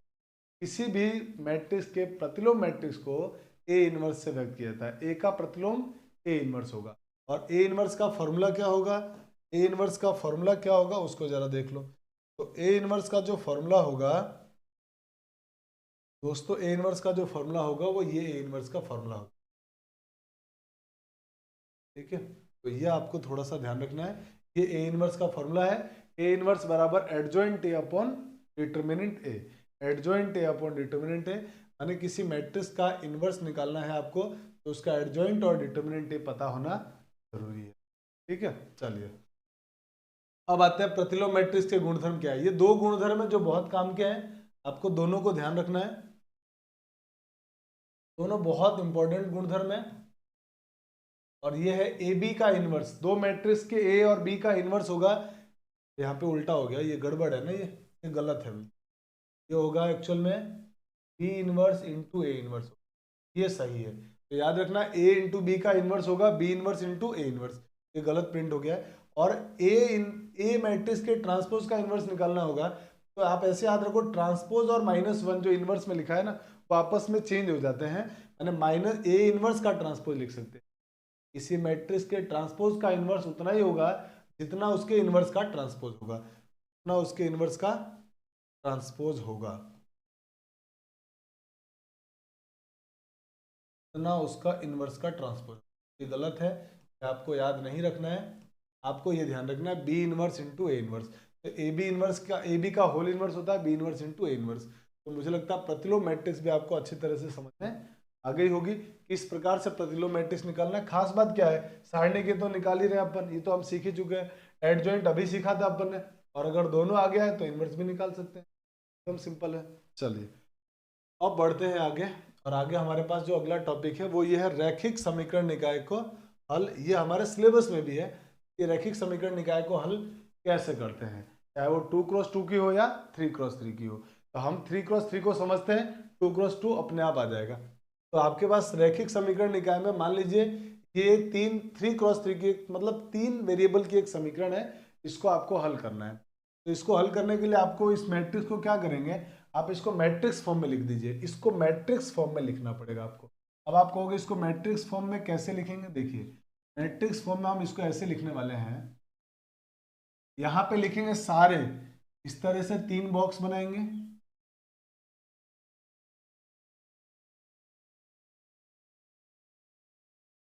पहला काम तो मैट्रिक्स को जो भी आपके पास समीकरण निकाय दिया उसको इस स्टैंडर्ड फॉर्म में लाना है। स्टैंडर्ड फॉर्म में लिखने का मतलब ये है सारे कांस्टेंट टर्म अचर राशियां बराबर के इधर और वेरिएबल वाली राशियां सारे इधर लिखना है।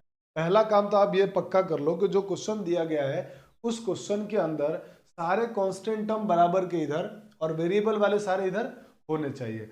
अगर इधर है तब आपको क्या करना है, एक्स वाई जेड के गुणांक को सबको इधर लिखना है। एक्स वाई जेड का गुणांक क्या क्या है, एक्स वाई जेड का गुणांक a1 b1 c1 a2 b2 c2 a3 b3 c3, यहाँ पे लिख दीजिए। इसमें लिखना आपको एक्स वाई जेड या एक्स वाई जेड, और इधर लिखना आपको जो ये कांस्टेंट है ना सारे, वो ये बन गया d1 d2 d3। और अब आप आराम से अगर इसको सॉल्व करेंगे, जब आप इसको सॉल्व करेंगे ना तो आप इसका गुणा इससे करेंगे, इसका गुणा इससे करेंगे, इसका गुणा इससे करेंगे, और जब दो मैट्रिक्स बराबर होती है तो संगत अवयव भी बराबर होते हैं, तो ये पूरा का पूरा यही आ जाएगा। इसका मतलब ये होगा कि इस पूरे समीकरण निकाय को मैट्रिक्स के फॉर्म में ऐसे लिख सकते हैं। मैट्रिक्स फॉर्म में ऐसा लिखा जा सकता है।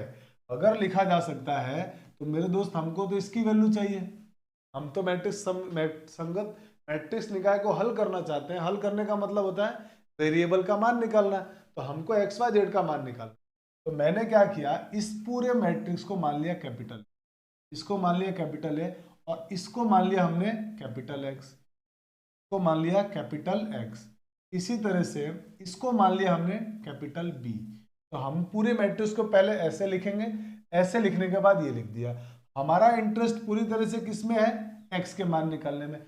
एक्स का मान तभी आएगा जब ये हटेगा। एक्स का मान निकालना है माने एक्स पूरा एक साइड होना चाहिए और ये बाकी सब लोग उस तरफ। तो इस मैट्रिक्स को आपको हटाना है। किसी भी मैट्रिक्स को हटाने के लिए उसके इनवर्स मैट्रिक्स से गुणा करना होता है, उसके इनवर्स से गुणा करना होता है। तो इसको हटाने के लिए इसके इनवर्स ए इनवर्स से गुणा कर दिया, A inverse A into x बराबर, इधर अगर ए इनवर्स से गुणा किया तो इधर भी क्या होगा, ए इनवर्स से गुणा होगा, ए इनवर्स भी।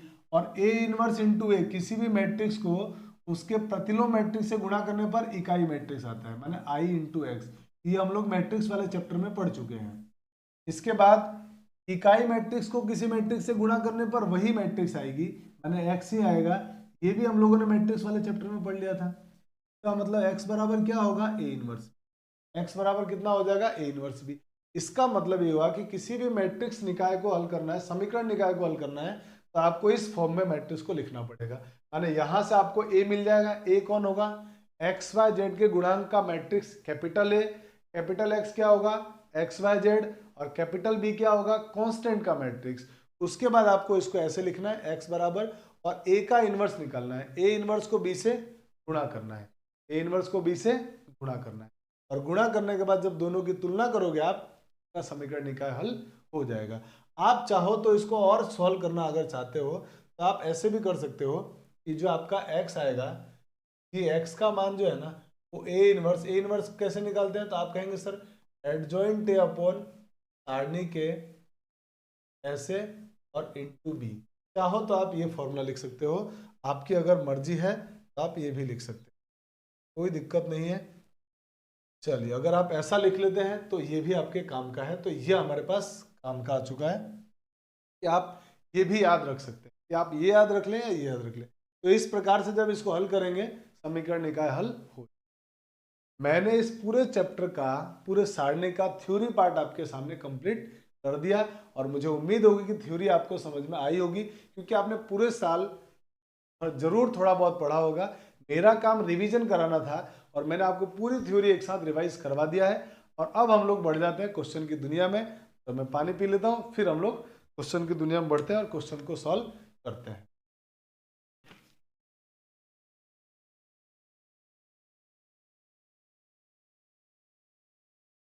चलिए, तो अब आते हैं हम लोग क्वेश्चन की दुनिया में और बढ़ते हैं अगली स्लाइड में। ऑब्जेक्टिव क्वेश्चन से शुरू करेंगे हम लोग। देखिए, तो हमारे पास सबसे पहला ऑब्जेक्टिव क्वेश्चन है वो ये दिया हुआ है, एक्स का मान क्या होगा। ये Rajasthan board sample question paper 2024, इसी साल के सैंपल क्वेश्चन पेपर का क्वेश्चन। इसमें अक्सर स्टूडेंट गलती क्या करते हैं, स्टूडेंट की आदत होती है कि दो मैट्रिक्स अगर बराबर है तो उसके संगत अवयव बराबर होते हैं, उस विधि से सॉल्व कर लेते हैं। तो मैं आपको बताऊं, ये मैट्रिक्स नहीं है, ये सारणिक है। ये मैट्रिक्स नहीं है, ये सारणिक है। माने आप x को 6 बोल रहे हो तो आप गलत है, आपने 6 लिख दिया तो गलत हो जाएगा। और आपके देखिए पहला ही ऑप्शन क्या लिखा हुआ है, 6, इसका मतलब आप गलत जा रहे हो। आपको जब कभी भी सारणिक का क्वेश्चन आए और ऐसे क्वेश्चन में x की वैल्यू पूछे, और कई बार ऐसा क्वेश्चन राजस्थान बोर्ड में पूछा गया है, ऑब्जेक्टिव हो सकता है या वेरी शॉर्ट आंसर में आ चुका है कई बार। तो आपको आराम से पहले सारणी को हल करना है, उसके बाद x का मान बताना है। तो कैसे हल करोगे, इसका इससे गुणा कर दो। सारणी को ऐसे तो हल करते हैं, x का x से गुणा, एक्स स्क्वायर माइनस 18 दूनी 36 बराबर, इसका गुणा करोगे तो ये हो जाएगा 36, इसका गुणा करोगे तो माइनस में 36 माइनस 36 जीरो। तो इसका मतलब एक्स स्क्वायर बराबर एक्स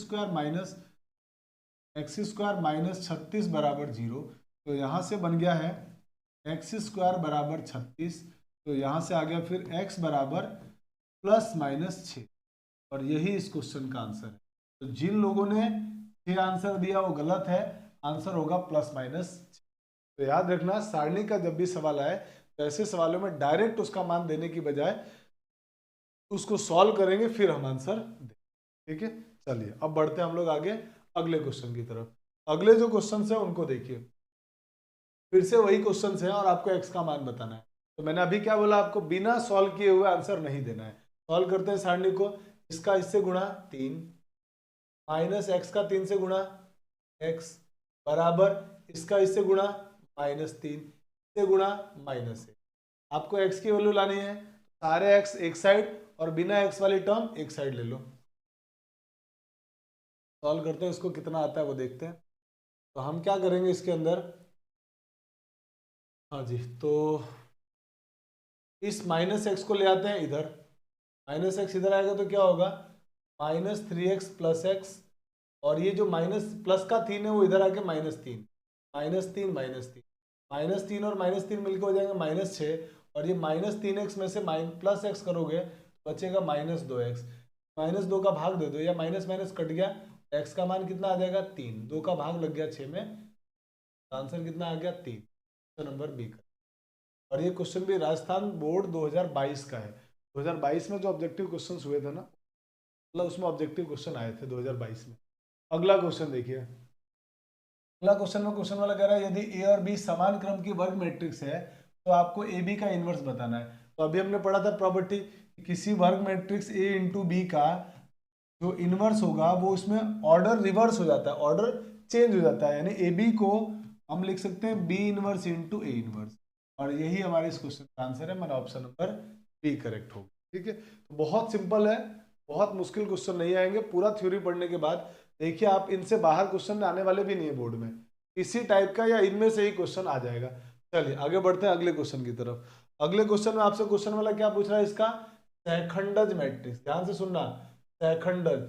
अगर आपको सेकंड और सेखंडज में कंफ्यूजन होना तो इंग्लिश में भी एग्जाम में पेपर में क्वेश्चन आता है, आप इंग्लिश वाले को ध्यान से पढ़ लेना, तो उसमें कोफैक्टर लिखा है या एडजॉइंट लिखा हुआ है। वैसे तो अगर लास्ट में ज लगा दिया जाए, क्योंकि मुझे बड़ा कंफ्यूजन होता है सेकंड और सेकंडज में, तो मुझे लगता है कि शायद आपको भी हो रहा हो, तो ज अगर लगा दिया जाए तो एडजॉइंट है, ज माने एडजॉइंट, और अगर ज न लगाया जाए तो कोफैक्टर। तो आपको इस मैट्रिक्स का एडजॉइंट पूछा गया है, इस मैट्रिक्स ए का एडजॉइंट। अब मैंने अभी आपको बताया था 2x2 की मैट्रिक्स का एडजॉइंट निकालने का आसान तरीका मैंने क्या बताया था, डायरेक्ट आप इन दोनों को इंटरचेंज कर दो, इन दोनों को इंटरचेंज करोगे तो यहाँ 0 और यहाँ 1 आ जाएगा, इनके चिन्ह बदल दो, तो जो माइनस का 1 है वो प्लस का 1, और जो प्लस का 1 है वो माइनस का। आप देख लो ये किस ऑप्शन में मिल रहा है, किस ऑप्शन में ये मिल रहा है वो देख लो। तो ए में तो मिल नहीं रहा है, बी में भी नहीं मिल रहा है, सी में देखो, सी में मिल गया, तो यही हमारा आंसर है, ऑप्शन नंबर। ठीक है, चलिए आगे चलते हैं क्वेश्चन नंबर 5 की तरफ। निम्न में से व्युत्क्रमणीय मैट्रिक्स कौन सी होगी, आपको बताना व्युत्क्रमणीय। तो पहले तो आपको ये पता होना चाहिए, पहले आपको ये बात पता होना चाहिए कि व्युत्क्रमणीय होती कौन सी मैट्रिक्स, व्युत्क्रमणीय मैट्रिक्स क्या होती है। तो अभी हमने थोड़ी देर पहले व्युत्क्रमणीय मैट्रिक्स की परिभाषा पढ़ी थी कि कोई मैट्रिक्स है, व्युत्क्रमणीय मैट्रिक्स कब होगी, जब उसके सारणिक का मान 0 नहीं आए, सारणिक का मान 0 नहीं आए। तो इन सबके सारणिक का मान निकालो, और जिसका मान 0 नहीं देगा वही हमारी व्युत्क्रमणीय मैट्रिक्स हो जाएगी। जैसे इसका गुणा करो तो 6 दूनी 12 माइनस 12 0 हो रहा है, इसका मान 0 आ रहा है, माने ये नहीं होगा। इसको सॉल्व करो तो माइनस के 12 और माइनस के 12 आ रहा है, देखो माइनस का 12 फिर माइनस लगाते हैं, इसका गुणा इससे करेंगे तो -12, ये 0 नहीं आ रहा है, ये 0 नहीं आ रहा, मतलब यही हमारा आंसर होगा। इनको आप चेक करके देख लो, ये मुझे लगता है 0 दे रहे होंगे दोनों, तो ये आंसर नहीं होगा, ऑप्शन नंबर बी हमारा करेक्ट हो गया। तो व्युत्क्रमणीय मैट्रिक्स क्या होती है, जिसका सारणिक मान 0, ऑप्शन नंबर बी करेक्ट हो गया। चलिए बढ़ते हैं आगे अगले क्वेश्चन की तरफ। अगला क्वेश्चन हमारे पास ये है, और क्वेश्चन वाला आपसे कह रहा है कि इस मैट्रिक्स, अगर ये एक ए मैट्रिक्स है तो इसका इनवर्स बताओ। तो अभी हमने पढ़ा था किसी भी मैट्रिक्स का इनवर्स कैसे निकालते हैं। तो आप कहोगे जी किसी भी मैट्रिक्स का इनवर्स निकालने के लिए आप उस मैट्रिक्स के एडजॉइंट में, यही तो फॉर्मूला पढ़ा था, उसके सारणिक से डिवाइड कर दो, बिल्कुल यही करना है आपको। तो सारणिक ए का मान निकालो, तो हमारे पास जो मैट्रिक्स दी है उसका सारणिक मान निकाल रहा हूँ मैं इधर, उसका सारणिक मान निकालते हैं 1 -2 -3 4। इसका जब आप सारणिक मान निकालोगे तो 4 एकम 4 माइनस माइनस जब भी आता है ब्रैकेट लगा दिया करो, इसका इससे गुणा -3 का -2 से मल्टीप्लाई +6, और 4 -6 करोगे तो कितना आ जाएगा -2। सारणिक का मान कितना आ गया -2। अब इसका जरा एडजॉइंट भी निकाल दो, तो 2x2 की मैट्रिक्स का एडजॉइंट निकालते कैसे हैं? तो 2x2 के मैट्रिक्स का एडजॉइंट निकालने के लिए इन दोनों को आपस में बदल दो। इन दोनों को बदलोगे तो क्या आ जाएगा? 4 यहाँ पर आ जाएगा, 1 यहाँ आ जाएगा। इन दोनों का साइन चेंज कर दो, दोनों माइनस के दोनों प्लस के हो जाएंगे, ये होगा 3।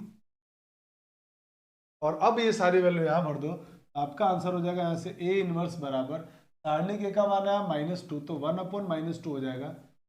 और यहाँ पे मैट्रिक्स एडजॉइंट का 4 3 4 2 है, 4 2 3 1।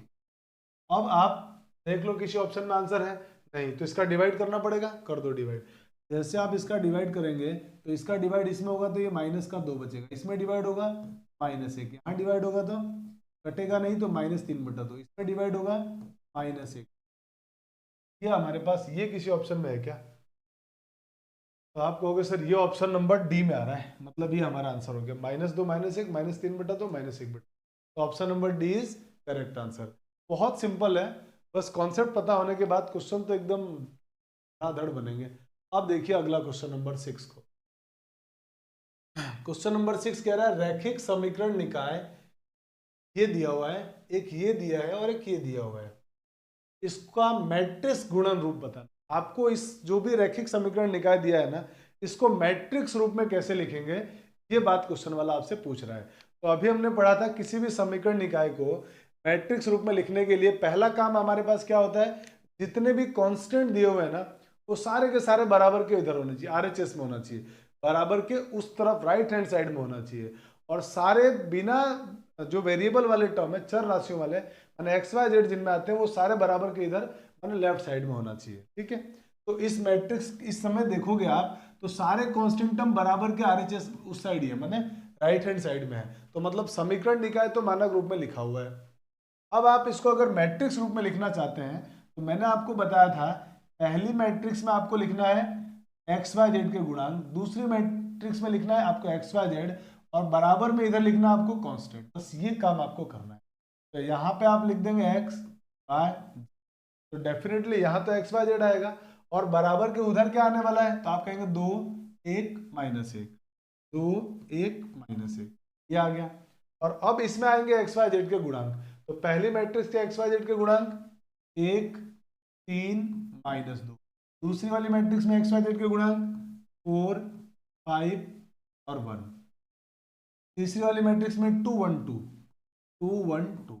अब ये देख लो किस ऑप्शन में मिल रहा है। पहली बात तो ये है कि ये किस ऑप्शन में मिल रहा है, तो आप कहेंगे जी ये ऑप्शन तो होगा नहीं, सी ऑप्शन होगा नहीं, डी ऑप्शन होगा नहीं, एक्स वाई जेड ऐसे लिखना पड़ेगा। पहली बात तो ये हो गई। दूसरी बात में एक्स वाई जेड पहले नहीं लिख सकते आप, ऑप्शन नंबर ए भी गलत, एक ही ऑप्शन बच गया, ये तो वैसे ही खत्म हो गया था क्वेश्चन, कुछ करना ही नहीं था। कितना आसान क्वेश्चन है देखिए, कुछ नहीं करना था, ये दोनों हो ही नहीं सकते थे। इस बेचारे में एक्स वाई जेड को पहले लिखा था तो ये हो नहीं सकता था। बचा क्या अपने पास, और एक ही ऑप्शन बचा, ऑप्शन नंबर डी, तो ये तो बिना कुछ किए ही हो गया था। ठीक है ना, चलिए तो ये हो गया क्वेश्चन नंबर 6। अब बढ़ते हैं क्वेश्चन नंबर 7 की तरफ। क्वेश्चन नंबर 7 में क्वेश्चन वाला कह रहा है कि यदि शीर्ष 2 -6 5 4 और K4 वाले त्रिभुज का क्षेत्रफल 35 वर्ग इकाई है तो आपको K का मान बताना है। अब ये त्रिभुज के क्षेत्रफल वाला, तो हमने पढ़ा था किसी त्रिभुज के अगर शीर्ष दिए हुए हैं तो त्रिभुज का क्षेत्रफल का सूत्र क्या होता है, हमने पढ़ा था त्रिभुज का क्षेत्रफल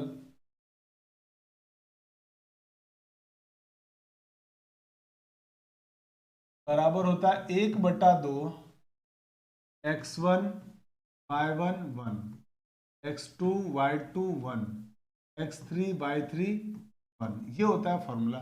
और क्वेश्चन में क्षेत्रफल कितना दिया हुआ है, आपको क्षेत्रफल दिया हुआ है सर 35 वर्ग इकाई बराबर 1/2।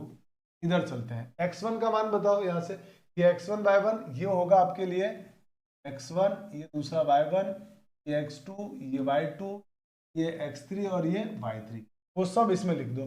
x1 की जगह क्या लिखने वाले हैं 2, x2 की जगह 5, x3 की जगह k, y1 की जगह -6, y2 की जगह पर 4 और y3 की जगह पर 4, फिर से 4, यहाँ 1 1 1, इसका मान 35 दिया। इसको सॉल्व करके आपको k का मान निकालना है। ठीक है, तो आप इस 2 का गुणा कर दो इधर, तो 35 दूनी हो गया ये 70 बराबर। इस सारणी को हल करने के लिए क्या करोगे आप, तो आप किसी भी रो या कॉलम से कर दो।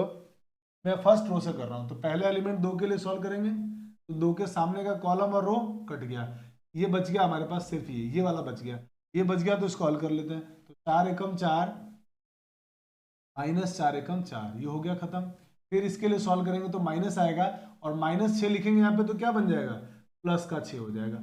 और ये कॉलम और ये रो कट गया, 5 एकम 5 माइनस के, प्लस 1 के लिए सॉल्व कर रहे हैं तो ये रो और ये कॉलम कट गया, इसका इससे मल्टीप्लाई, 5 चौके 20 माइनस के का 4 से गुणा 4 के।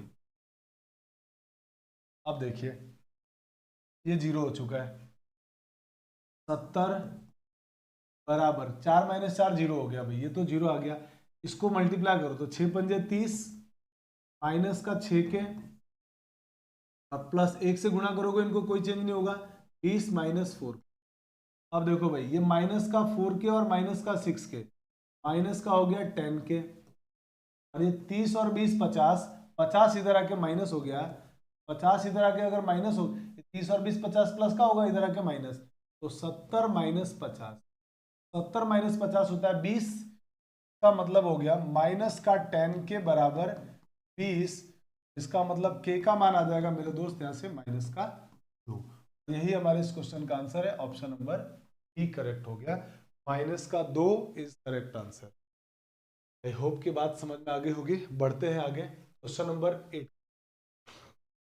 क्वेश्चन नंबर 8 को देखिए, क्वेश्चन नंबर 8 पूरी तरह से प्रॉपर्टी का क्वेश्चन है। क्वेश्चन में क्या गया है, डी ऑफ ए इनवर्स। अब डी को देख के घबराना नहीं है, डी का मतलब होता है सारणिक। तो आपको जब भी ये लिखा हुआ है ना डी ए इनवर्स, आप इसको ऐसे देखो, सारणिक और इनवर्स, ऐसे देख लो आप तो।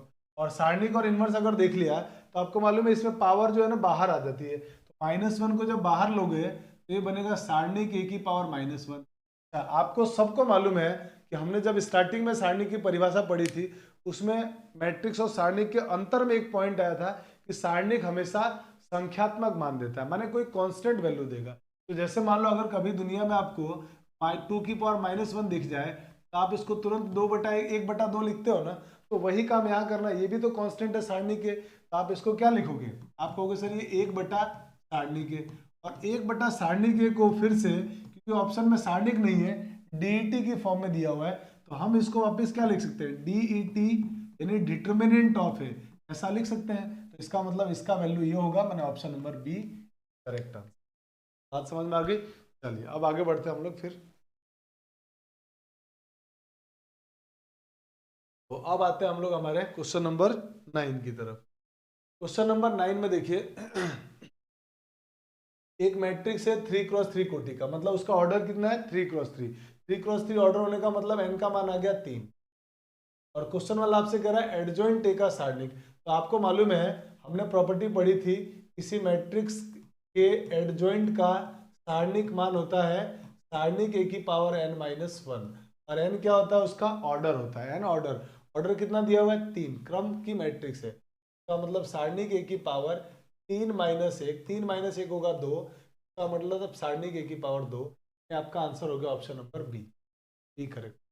ठीक है, तो इस टाइप के क्वेश्चन एग्जाम में आने के चांसेस हैं, बहुत अच्छी तरह से वो प्रॉपर्टी याद होनी चाहिए, और याद होने के बाद कुछ नहीं, एकदम आसान क्वेश्चन है प्रॉपर्टी याद होने के बाद। चलिए बढ़ते हैं क्वेश्चन नंबर 10 की तरफ, और 10 क्वेश्चन में लिखा हुआ है कि एक मैट्रिक्स आपके पास ये, जहां ए बराबर जो थीटा है ना आपका, वो 0 से 2 पाई के बीच में है, तो डीईटी हर ऑप्शन में आप देखोगे तो डीईटी ऑफ ए माने डिटर्मिनेंट ऑफ ए, इसका मतलब इस सारणिक का मान पूछा गया है, क्या होगा इस सारणिक का मान। तो इसका मतलब आपको क्या करना है, इस सारणिक का मान निकालना है, तो आपको डिटर्मिनेंट ऑफ ए निकालना है। तो डिटर्मिनेंट ऑफ ए निकाल लेते हैं। इस सारणी का मान कैसे निकालोगे, किसी भी रो या कॉलम से इसको एक्सपेंड कर दो, खोल दो, प्रसार कर दो। तो मैं पहली रो से प्रसार कर रहा हूँ, तो 1 के लिए सॉल्व करूंगा मैं, तो ये कॉलम और ये रो कट जाएगा, first row first column cancel, 1 का 1 से multiply 1, minus minus sine theta का माइनस साइन थीटा से मल्टीप्लाई, आप कहोगे माइनस साइन स्क्वायर थीटा, और वो माइनस और ये माइनस प्लस हो जाएगा साइन स्क्वायर थीटा, फिर क्या लगाते हैं माइनस। अब साइन थीटा के लिए सॉल्व करेंगे, तो ये आ गया साइन थीटा।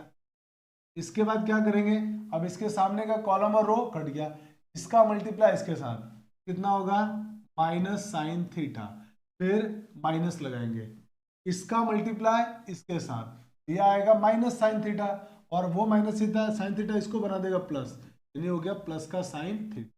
बात समझ में आ गई। अब ये बात समझ में आने के बाद हम क्या करते हैं आगे, आगे इस 1 के लिए सॉल्व करते हैं।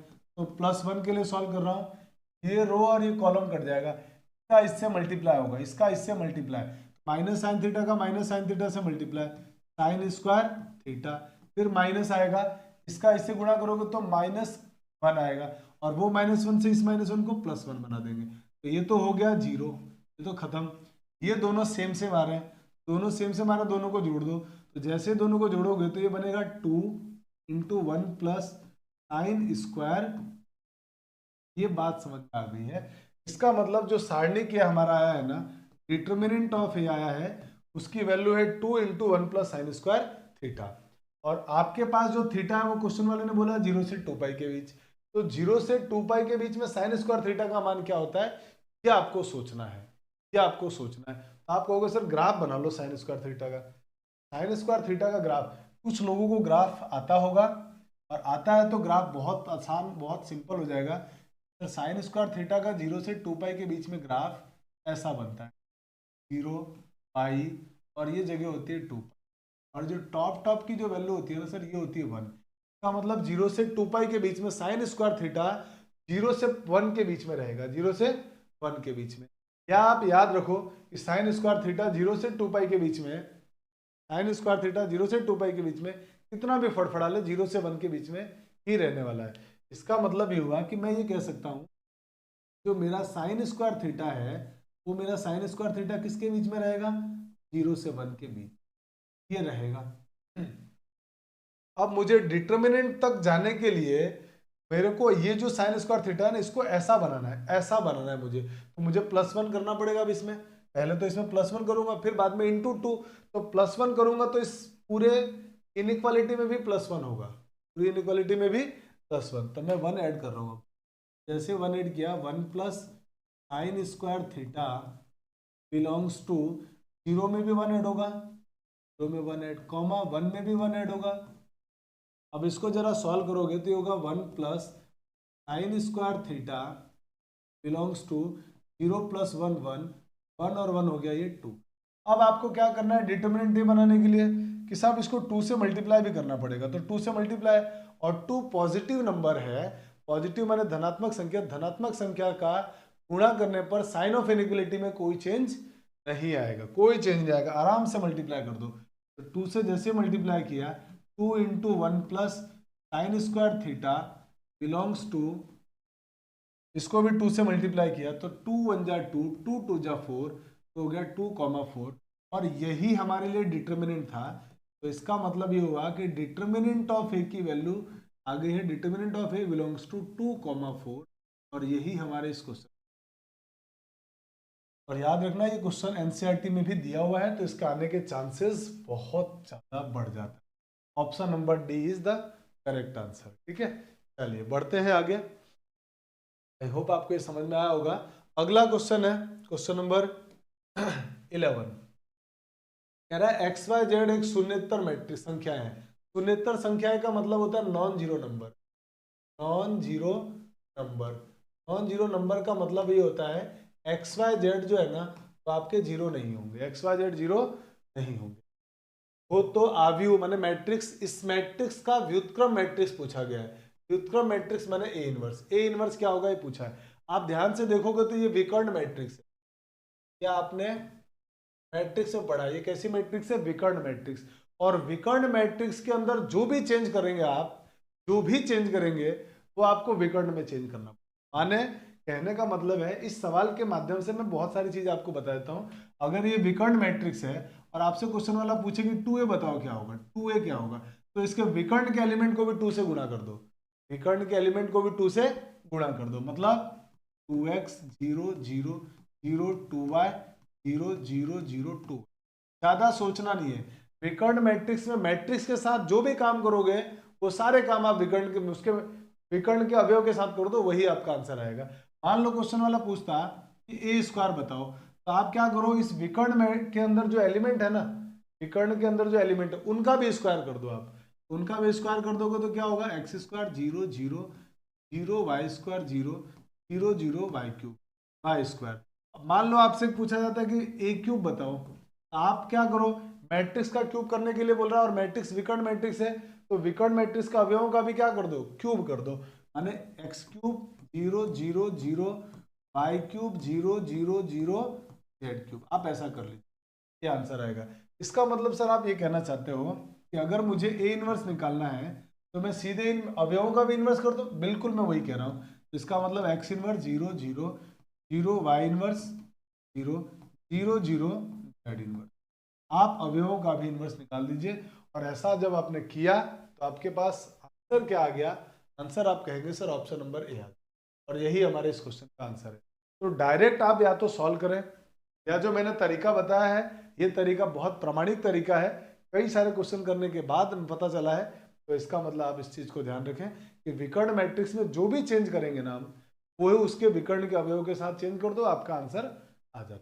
तो मुझे लगता है ये बात समझ में आ गई कि इनवर्स के अलावा अगर ऐसा भी क्वेश्चन आएगा तो आप आराम से कर पाएंगे, कोई समस्या आपको नहीं होगी। ठीक है, चलिए अब बढ़ते हैं हम लोग आगे, और आगे आते हैं क्वेश्चन नंबर 12 की तरफ। अब क्वेश्चन नंबर 12 को देखो, इसमें भी क्वेश्चन वाला आपसे क्या मांग रहा है, एक्स का मान। तो अभी हमने इस तरह के क्वेश्चन किए थे कि डायरेक्ट कंपेयर करके आपको आंसर नहीं देना है, जैसे तुलना करोगे तो यहाँ से 2, इससे भी तुलना करोगे तो किस्मत अच्छी है आपकी 2 ही आ रही है, पर आप 2 मत बोल देना, आप एक बार जरूर सॉल्व कीजिए, हो सकता है 2 आए, हो सकता है नहीं भी आए, लेकिन आप सारणी के क्वेश्चन को सॉल्व करने के बाद ही आंसर देंगे। तो सॉल्व करिए। तो 5 दूनी 10 माइनस 4 तिया 12 बराबर x का 5 से गुणा 5x माइनस 6x। हाँ भाई 10 में से 2 12 घटा दो, माइनस का 2, 5x माइनस 6x, आप कहेंगे सर माइनस का x, इन दोनों माइनस माइनस कट गए, x का मान कितना आ गया 2, तो हो गया। लेकिन आंसर कंपेयर करके मत दे देना आप सारणिक में, आंसर सारणिक में कंपेयर करके आपको नहीं कर देना है, ठीक है। तो यहाँ तक कोई प्रॉब्लम नहीं है। चलिए अब बढ़ते हैं हम लोग आगे क्वेश्चन नंबर 13 में। है ना, तीन संरेख बिंदुओं से बने त्रिभुज का क्षेत्रफल। तो पहली बात तो तीन संरेख बिंदु का मतलब ये हुआ कि तीनों बिंदु एक ही रेखा पर स्थित होंगे, और अगर तीन बिंदु एक ही रेखा पर स्थित है तो क्षेत्र त्रिभुज तो बन ही नहीं सकता। त्रिभुज बनाने के लिए तीनों बिंदु को संरेख नहीं होना चाहिए, और अगर तीनों बिंदु संरेख है तो त्रिभुज नहीं बनेगा, और त्रिभुज नहीं बनेगा तो आंसर 0 हो जाएगा, तो उसका क्षेत्रफल कितना हो जाएगा 0। तो आपका आंसर हो गया ऑप्शन नंबर। आगे बढ़ते हैं क्वेश्चन नंबर 14 की तरफ। हाँ जी, क्वेश्चन नंबर 14 कह रहा है डेल्टा बराबर ये, डेल्टा का मतलब सारणी का मान, इस सारणी का मान डेल्टा है, ए आई जे सेकंड है, और ए कैपिटल ए आई जे ए का सेकंड ये है, ठीक है, कोफैक्टर है, इसका कोफैक्टर ये है कैपिटल ए आई जे। अब कह रहा है डेल्टा का मान निम्नलिखित में से कौन सा होगा। तो याद रखिएगा किसी भी सारणिक का मान निकालने के लिए जिस रो या कॉलम के आप एलिमेंट ले रहे हैं ना, जिस रो या कॉलम के एलिमेंट ले रहे हैं उसी के कोफैक्टर से गुणा करना पड़ेगा। जिस रो या कॉलम के आप कोफैक्टर ले रहे हैं उसी के कोफैक्टर से गुणा करेंगे तब जाके सारणी का मान आएगा। अगर आपने जिस रो या कॉलम के एलिमेंट लिए हैं उसके अलावा कोफैक्टर किसी और रो या कॉलम के ले लिए तो सारणी का मान 0 होगा। कहने का मतलब यह है कि जैसे मान लीजिए आपने ये लिखा, पहली रो मान लीजिए लिया, पहली रो का आप एलिमेंट ले रहे हैं A11, तो आपको कोफैक्टर भी किसका लेना पड़ेगा, पहली रो का A11 प्लस अगली रो का, अगला मतलब फर्स्ट रो से बात कर रहा हूं मैं, तो A12, तो यहाँ भी क्या लिखना पड़ेगा कैपिटल A12, यहाँ पे A13, और यहाँ पे भी क्या आएगा कैपिटल A13। तो ये तो देगा सारणी का मान। लेकिन अगर मान लो पहली रो के आपने कोफैक्टर सॉरी एलिमेंट लिए, पहली रो के एलिमेंट लिए और कोफैक्टर किसी दूसरी रो के ले लिए या दूसरे कॉलम के ले लिए, तो आंसर हमेशा 0 आएगा। जैसे मान लीजिए A11 लिखा और यहाँ पे आप A12 A12 ले रहे हैं, यहाँ पे A22 ले रहे हैं, यहाँ पे A13 ले रहे हैं, आप यहाँ पे A23 ले रहे हैं। मैंने एलिमेंट कौन से लिए हैं, तो आप देखोगे एलिमेंट सर फर्स्ट रो के हैं, और जो कोफैक्टर लिए वो किसके हैं, सेकंड रो के। तो इसका आंसर हमेशा 0 आएगा, इसका आंसर हमेशा 0 आएगा। ये बात आपको थोड़ी सी ध्यान रखनी है। तो हमसे क्या मांग रहा है क्वेश्चन वाला, क्वेश्चन वाला कह रहा है निम्नलिखित में से कौन सा डेल्टा का मान होगा। डेल्टा का मान मतलब सारणिक का मान। पहले ऑप्शन से चेक करिए, तो देखिए पहला ऑप्शन है एलिमेंट है 1 1 और कोफैक्टर किसका ले रहा आप 3 1 का, मतलब एलिमेंट तो हमने 1 1 लिया है ये वाला और कोफैक्टर ले रहे हैं इसका, तो इसका मतलब इसका आंसर तो ये तो सारणी का मान होगा नहीं, पहले से गलत हो गया। दूसरा आ जाओ A11 और ये A22, ये भी नहीं होगा क्योंकि हम एलिमेंट ले रहे हैं फर्स्ट रो या फर्स्ट कॉलम का, या तो फर्स्ट रो या फर्स्ट कॉलम का, और कोफैक्टर किसके ले रहे हैं सेकंड रो सेकंड कॉलम में, तो ये भी नहीं होगा, ये गलत हो गया। यहाँ आ जाओ एलिमेंट ले रहे हैं A21 ये रहा, और कोफैक्टर ले रहे हैं इसका A11 का, बिल्कुल पॉसिबल नहीं है। या पॉसिबल है देख लेते हैं, नहीं है पॉसिबल, बिल्कुल सही है, गलत है। अब डी हमारा करेक्ट होगा। अब देखो भाई A11 A11 A21 A21 A31 A31, तो आप देख पा रहे हैं हमने जो एलिमेंट लिया है ना, एलिमेंट किसके लिए है, आपने एलिमेंट जो लिए हैं वो मेरे दोस्त एलिमेंट लिए हैं फर्स्ट कॉलम के, फर्स्ट कॉलम के देखो A11 A21 A31 दिख रहा है आपको, फर्स्ट कॉलम के, और कोफैक्टर भी किसके हैं फर्स्ट कॉलम के हैं, यानी यही हमारे सारणी का मान होगा। तो आपको ये चीजें थोड़ी सी ध्यान रखनी है और मुझे लगता है आपको बात समझ में आ गई होगी। चलते हैं आगे क्वेश्चन नंबर 15 की तरफ। क्वेश्चन नंबर 15 में देखिए इसका स्क्वायर दिया हुआ इस सारणी का। अब इस सारणी का स्क्वायर दिया मतलब आप डायरेक्ट इसका स्क्वायर मत कर देना, सारणी का मान निकालना है फिर स्क्वायर करना है। तो मान कैसे निकालेंगे, 4 एकम 4 माइनस 2 एकम 2 और इसका होल स्क्वायर बराबर, इसका मान कैसे निकालोगे 3x माइनस 2 एकम 2 माइनस ब्रैकेट लगा दिया, इसका गुणा x माइनस इसका गुणा करेंगे तो -6, तो इसको बना देगा प्लस का 6। ये हो गया 4 माइनस 2 4 माइनस 2 2 2 का स्क्वायर 4, तो हो गया हमारे पास 4 बराबर 3x माइनस 2 माइनस से मल्टीप्लाई कर दो माइनस x माइनस 6, ये बन गया हमारे पास 3x माइनस x 2x और माइनस 2 माइनस 6 बन गया माइनस का 8, और इधर हो गया हमारे पास प्लस 4, ये माइनस 8 उधर जाके प्लस का 8 हो जाएगा, तो यहाँ से कितना हो जाएगा 4 प्लस 8 बराबर हो जाएगा 2x, 8 और 4 हो जाएंगे 12, ये हो गया 12 बराबर 2x, तो मतलब मेरे को यहाँ से x की वैल्यू मिल गई 6, x की वैल्यू 6 मिल गई, मतलब यही हमारे इस क्वेश्चन का आंसर है ऑप्शन नंबर ए। तो ये हो गया हमारा 50। तो इसी के साथ हमने ऑब्जेक्टिव क्वेश्चन जो आपके होते हैं जो एग्जाम में आ सकते थे, जितने पॉसिबल ऑब्जेक्टिव क्वेश्चंस थे 15 क्वेश्चन हमने डिस्कस किए, और आई होप कि इससे बाहर बिल्कुल नहीं जाएगा। ये बात अब आपको भी समझ में आ चुका होगा, यहाँ सर अब हमने पढ़ लिया ना, इससे बाहर आने के कोई चांसेस नहीं है। ठीक है, चलिए अब चलते हैं हम लोग आगे, और आगे अति लघुतरात्मक जो हमारे पास इस चैप्टर से जो क्वेश्चन आने वाले हैं, अति लघुतरात्मक के 2 क्वेश्चन आने वाले हैं, उन दोनों क्वेश्चंस को हम लोग डिस्कस करते हैं कि किस टाइप के अति लघुतरात्मक क्वेश्चन आएंगे। तो आप देख रहे हैं कि मैं आप लोगों के लिए इतनी शिद्दत के साथ, इतनी ईमानदारी के साथ मेहनत कर रहा हूँ, लगातार वीडियो लाने की कोशिश कर रहा हूँ। आपकी भी एक जिम्मेदारी बनती है, चैनल पर अगर नए हैं चैनल को आप खुद सब्सक्राइब करें, साथ ही अपने फ्रेंड सर्कल में फ्रेंड्स को भेजें, और जो स्टूडेंट 12th की बोर्ड एग्जाम देने वाले हैं उनको भेजें, और वो लोगों को भी सब्सक्राइब करने के लिए बोलें, ताकि मैं इस तरीके से आपके लिए मेहनत करता रहूं और ये मेरी मेहनत बहुत सारे स्टूडेंट को फायदा पहुंचाती रहे। ठीक है, चलिए तो ये काम आपको करते रहना है, सब्सक्राइब करते रहना है और बाकी लोगों को बताते रहना। राजस्थान बोर्ड 2023 का ये क्वेश्चन है और आपसे इस सारणी का मान पूछा, तो इस सारणी का मान निकालने के लिए हम क्या करेंगे, सिंपल सी बात है, ओपन कर दो सीधा आपका आंसर आ जाएगा। इस सारणी का मान निकाल लेते हैं, डेल्टा बराबर, ज़्यादा दिमाग नहीं लगाना है, 102 इंटू ये कॉलम रो कट गया, इसका मल्टीप्लाई इससे 18 एकम 18 माइनस 4 3 12, फिर माइनस लगाएंगे 18 के लिए सॉल्व करेंगे, ये कॉलम और रो कट जाएगा, इसका इससे गुणा 6 एकम 6 माइनस 17 चौक 68 8 आ गया, फिर लगाएंगे प्लस इस 36 के लिए सॉल्व करेंगे, ये रो और ये कॉलम कट गया, ये रो और ये कॉलम कट गया, इसका मल्टीप्लाई इसके साथ 3 माइनस 17 3 51, ये हो गया। अब इसको सॉल्व कर दो, बस आपका आंसर आ जाएगा।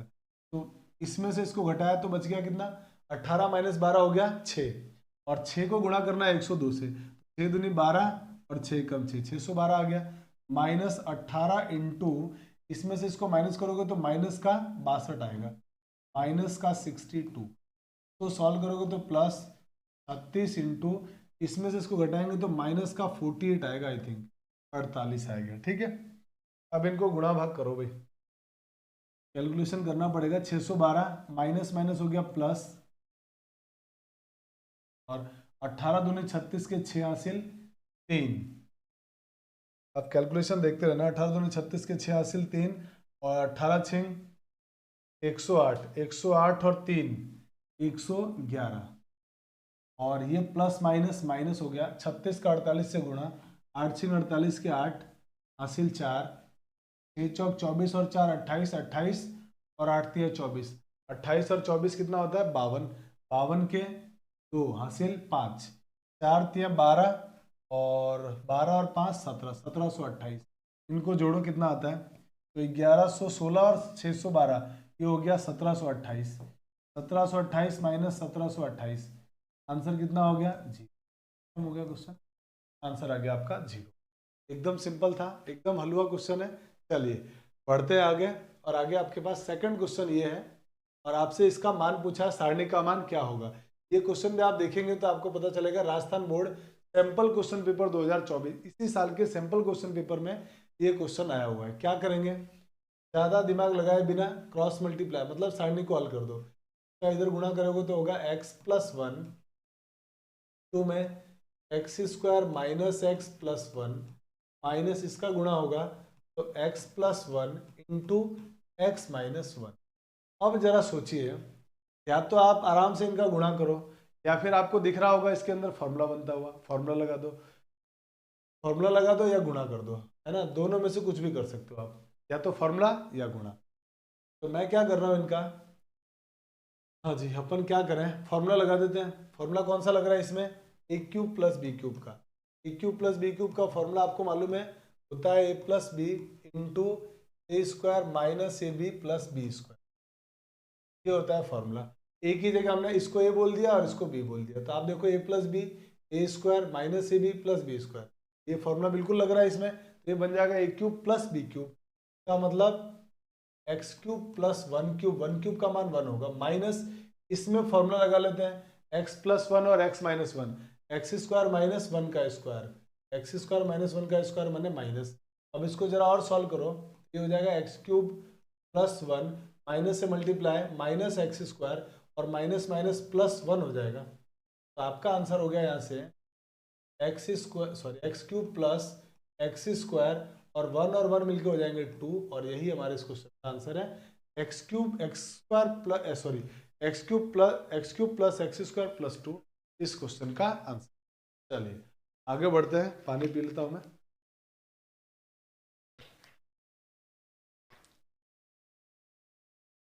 चलिए अब हम आते हैं हमारे अगले क्वेश्चन में, क्वेश्चन नंबर 3 की तरफ। आपको इसमें भी एक्स का मान ज्ञात करना है, एकदम सिंपल है। क्या करेंगे इसका मान निकालने के लिए, एक्स का सारणी को हल कर दो, 2 एकम 2 माइनस 5 चौक 20 बराबर, इसका इससे गुणा करेंगे तो क्या आएगा 2x स्क्वायर माइनस के 24। तो सॉल्व करो, 2 माइनस 20 कितना होगा माइनस के 18 बराबर में 2x स्क्वायर माइनस के 24, ये 24 को उधर भेज दो, तो 24 जो माइनस का उधर जाके प्लस का हो जाएगा, यहाँ से हो जाएगा 24 माइनस 18 बराबर में 2x स्क्वायर। अब क्या होगा 24 में से 18 घटाओगे तो 6 बराबर में 2x स्क्वायर, इस 2 का भाग लगा दिया तो यहाँ से हो गया 2 का भाग लगेंगे 6 में 3, एक्स स्क्वायर बराबर 3, एक्स स्क्वायर बराबर 3, एक्स का मान आ जाएगा साथियों प्लस माइनस रूट, यही इस क्वेश्चन का answer, x minus plus minus 3 plus minus root 3 इसका आंसर। चलिए बढ़ते हैं आगे और अगले क्वेश्चन की तरफ, क्वेश्चन नंबर 4। आपके पास ये सब कुछ तामझाम दिया हुआ है और क्वेश्चन वाला कह रहा है एक्स और वाई का मान ज्ञात करो, दोनों सारणी को हल करेंगे और एक्स वाई का मान ज्ञात करेंगे। तो इसका इससे मल्टीप्लाई होगा तो कितना आएगा, इसका इससे गुणा होगा 2x माइनस 3y बराबर 3, एक समीकरण ये आ गई। इससे एक समीकरण बनाओ, तो इसका इससे गुणा होगा तो 2x माइनस का 4y बराबर में 5, और इन दोनों को सॉल्व कर लेते हैं। सॉल्व करने के लिए गुणांक बराबर करने पड़ेंगे, विलोपन विधि का प्रयोग करते हैं तो इसके गुणांक बराबर है, तो इसमें से इसको घटा दो, घटाओगे तो चिन्ह बदलेगा, ये माइनस का ये प्लस का और ये माइनस का, ये तो कट गया। माइनस का 3y प्लस का 4y, तो आप कहोगे सर y बचेगा, और 3 माइनस 5 माइनस 2, तो y का मान कितना आ गया -5। तो समीकरण 1 और इसको समीकरण नंबर नाम दे दो 2। y का मान समीकरण 1 या 2 किसी में भी रख दो, जैसे लिख देते हैं यहाँ पे कि y का मान 1 में रखने, अगर y का मान समीकरण 1 में रख देंगे तो कितना होगा 2x माइनस 3 माइनस 2 बराबर में 3, ये हो जाएगा हमारे पास 2x, और ये माइनस माइनस प्लस का 6 हो जाएगा बराबर में 3, तो प्लस का 6 उधर जाके माइनस, तो 2x बराबर हो जाएगा माइनस का 3, x बराबर हो जाएगा माइनस का 3 का 2। का मतलब हमारा जो फाइनल आंसर आया है वो आंसर आया x बराबर माइनस का 3/2 और y बराबर हो गया माइनस का 2। कैलकुलेशन आप देखते रहना, नहीं कैलकुलेशन अगर कुछ गड़बड़ हो तो आप देख जरूर लेना, ठीक है। चलिए अब बढ़ते हैं हम हमारे अगले क्वेश्चन की तरफ, ठीक है। अगला क्वेश्चन नंबर 5 की तरफ बढ़ते हैं। क्वेश्चन नंबर 5 दिया हुआ ये, और इसमें कह रहा क्वेश्चन वाला कि x की किस मान के लिए सारणी का मान 0 है। कहने का मतलब इसका मान 0 है तो आपको x की वैल्यू बतानी है। कुल मिला के क्वेश्चन वाला ये चाहता है, और ये सवाल भी राजस्थान बोर्ड 2022 में आ चुका है। इसका मतलब किस मान के लिए सारणी का मान 0 है, तो आप तो क्या करो, इस सारणी को 0 के बराबर लिख दो और सॉल्व करके x का मान निकाल दो। जब आप इसको सॉल्व करेंगे तो ये हो जाएगा 3x माइनस 10 बराबर 0। x का मान कितना आएगा यहाँ से 10/3। इसका मतलब यही हमारे इस क्वेश्चन का मतलब हो गया, x का मान 10/3 के लिए सारणी का मान 0 होगा, ठीक है। चलिए बढ़ते हैं आगे अगले क्वेश्चन की। क्वेश्चन वाला कह रहा है कि इस सारणिक में अवयव जो 6 लिखा है ना उसकी उप सारणिक बतानी। उप सारणिक माने माइनर, अवयव 6 कहाँ पे है, यहाँ पे है, इसका आपको बताना है उप सारणिक। तो 6 का उप सारणिक लिखते हैं, 6 का उप सारणिक। तो दोस्तों 6 का उप सारणिक क्या होगा, तो आप कहेंगे इसके सामने का कॉलम और रो काट दो, फिर शेष जो बच गए अवयव उनका सारणिक। तो शेष अवयव कौन से बच गए, 1 2 9 4। अब इसका सारणिक मान निकालो, तो इसका इससे मल्टीप्लाई 4 एकम 4 माइनस 9 दूनी 18, और 4 माइनस 18 हो जाएगा -14। यही हमारे इस क्वेश्चन का आंसर है। ये राजस्थान बोर्ड 2022 में ये भी क्वेश्चन आ चुका है। तो देखिए बोर्ड के आए हुए क्वेश्चन जो वेरी शॉर्ट आंसर है, अति लघुतरात्मक, वो इस तरह के क्वेश्चन पूछते हैं। इतने आसान आसान क्वेश्चन पूछे जाते हैं आपसे, और जब आपके सामने से ये क्वेश्चन ऐसे गुजर जाएंगे तो जब एग्जाम में आप क्वेश्चन करेंगे ना, आपको लगेगा ही नहीं कि हम पहली बार एग्जाम दे रहे हैं, ठीक है ना। हाँ चलिए बढ़ते हैं आगे। Question number 7। अब देखिए क्वेश्चन नंबर 7 वाले ने पूछा व्युत्क्रमणीय तथा अव्युत्क्रमणीय मैट्रिक्स को परिभाषित कीजिए, और ये भी क्वेश्चन राजस्थान बोर्ड 2020 में आ चुका है, ये आप देख पा रहे हैं। तो इसकी परिभाषा क्या होती है, तो हमने परिभाषा पढ़ा था कि व्युत्क्रमणीय मैट्रिक्स क्या होगी, जिसके सारणिक का मान 0 नहीं होगा। तो हमने परिभाषा लिख रखा है, व्युत्क्रमणीय मैट्रिक्स होगी जिसके डिटर्मिनेंट a का मान 0 नहीं होगा, और अव्युत्क्रमणीय कौन सी होगी, जिसके सारणिक का मान 0 हो जाएगा। बस इतना सा है। तो ये परिभाषा है, आप इसको याद रख लेना, याद भी हो जाएगा। अगर एग्जाम में पूछा जाता है तो आपको लिखनी है परिभाषा, है ना। चलिए बढ़ते हैं आगे, और अगला क्वेश्चन आपके सामने ये रहा। क्वेश्चन वाला कह रहा है ए इनवर्स बताइए। तो आपको मालूम है किसी भी मैट्रिक्स का इनवर्स निकालने के लिए एडजॉइंट चाहिए और उसके सारणिक का मान। तो पहले इसका सारणिक मान निकाल लेते हैं। आपको सारणिक मान कैसे निकालेंगे, आप सारणी के बराबर सारणिक में cos theta sine theta minus sine theta cos theta. अब इसका मान निकाल लेते हैं। इसका इससे गुणा करोगे तो कितना आएगा, कॉस स्क्वायर थीटा, माइनस इससे गुणा करोगे माइनस साइन स्क्वायर थीटा, वो इसको प्लस बना देगा, ये हो जाएगा साइन स्क्वायर थीटा। ये कितना होता है, 1 होता है। इसका मान तो आ गया 1। अब आगे बढ़ जाता है, अब आगे इसका एडजॉइंट निकालते हैं।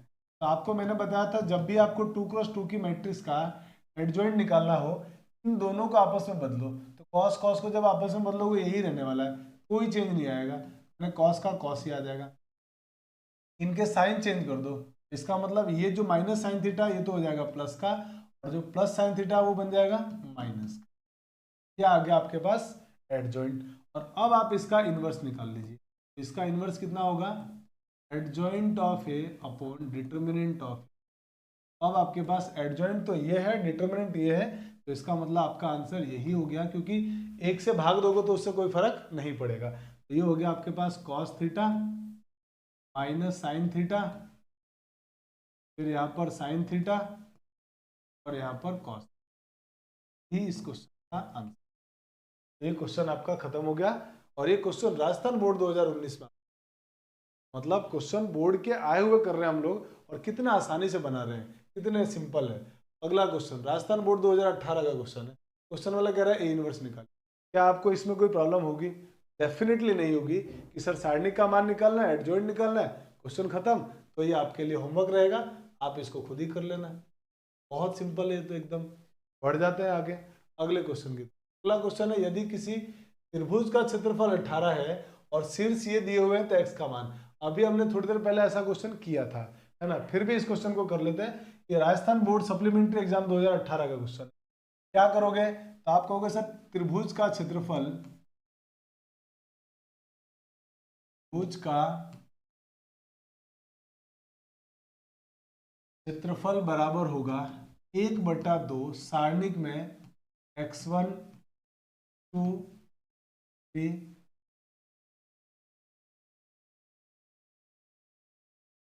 y1 y2 y3 1 1 1 ये दिया हुआ है। तो बस इसके क्षेत्रफल कितना दिया हुआ 18, तो यहाँ लिख दो 18 1/2 सारणिक में x1 का मान x है, y1 का मान 7 है और यहाँ 1, x2 का मान 2, y2 का मान भी 2 और 1, x3 का मान 10, y3 का मान 8 और यहाँ पे आ गया 1। अब इसको हल कर लो। तो इसको जब आप हल करोगे तो यहाँ हो गया 18 और इस 2 का इधर गुणा कर दो, बराबर इस सारणी का सॉल्व करो। तो पहले रो से मैं ओपन कर रहा हूँ, x इंटू 2 का 1 से गुणा 2 एकम 2, माइनस 8 का 1 से गुणा 8 एकम 8, फिर माइनस 7 के लिए सॉल्व करो। ये कॉलम और रो कट जाएगा, ये कॉलम रो कट गया, तो इसका इससे गुणा 2 एकम 2, माइनस 10 एकम 10, फिर प्लस 1 के लिए हल करेंगे, ये रो और ये कॉलम कट जाएगा। इसका मल्टीप्लाई 8 दूनी 16 माइनस 10 दूनी 20।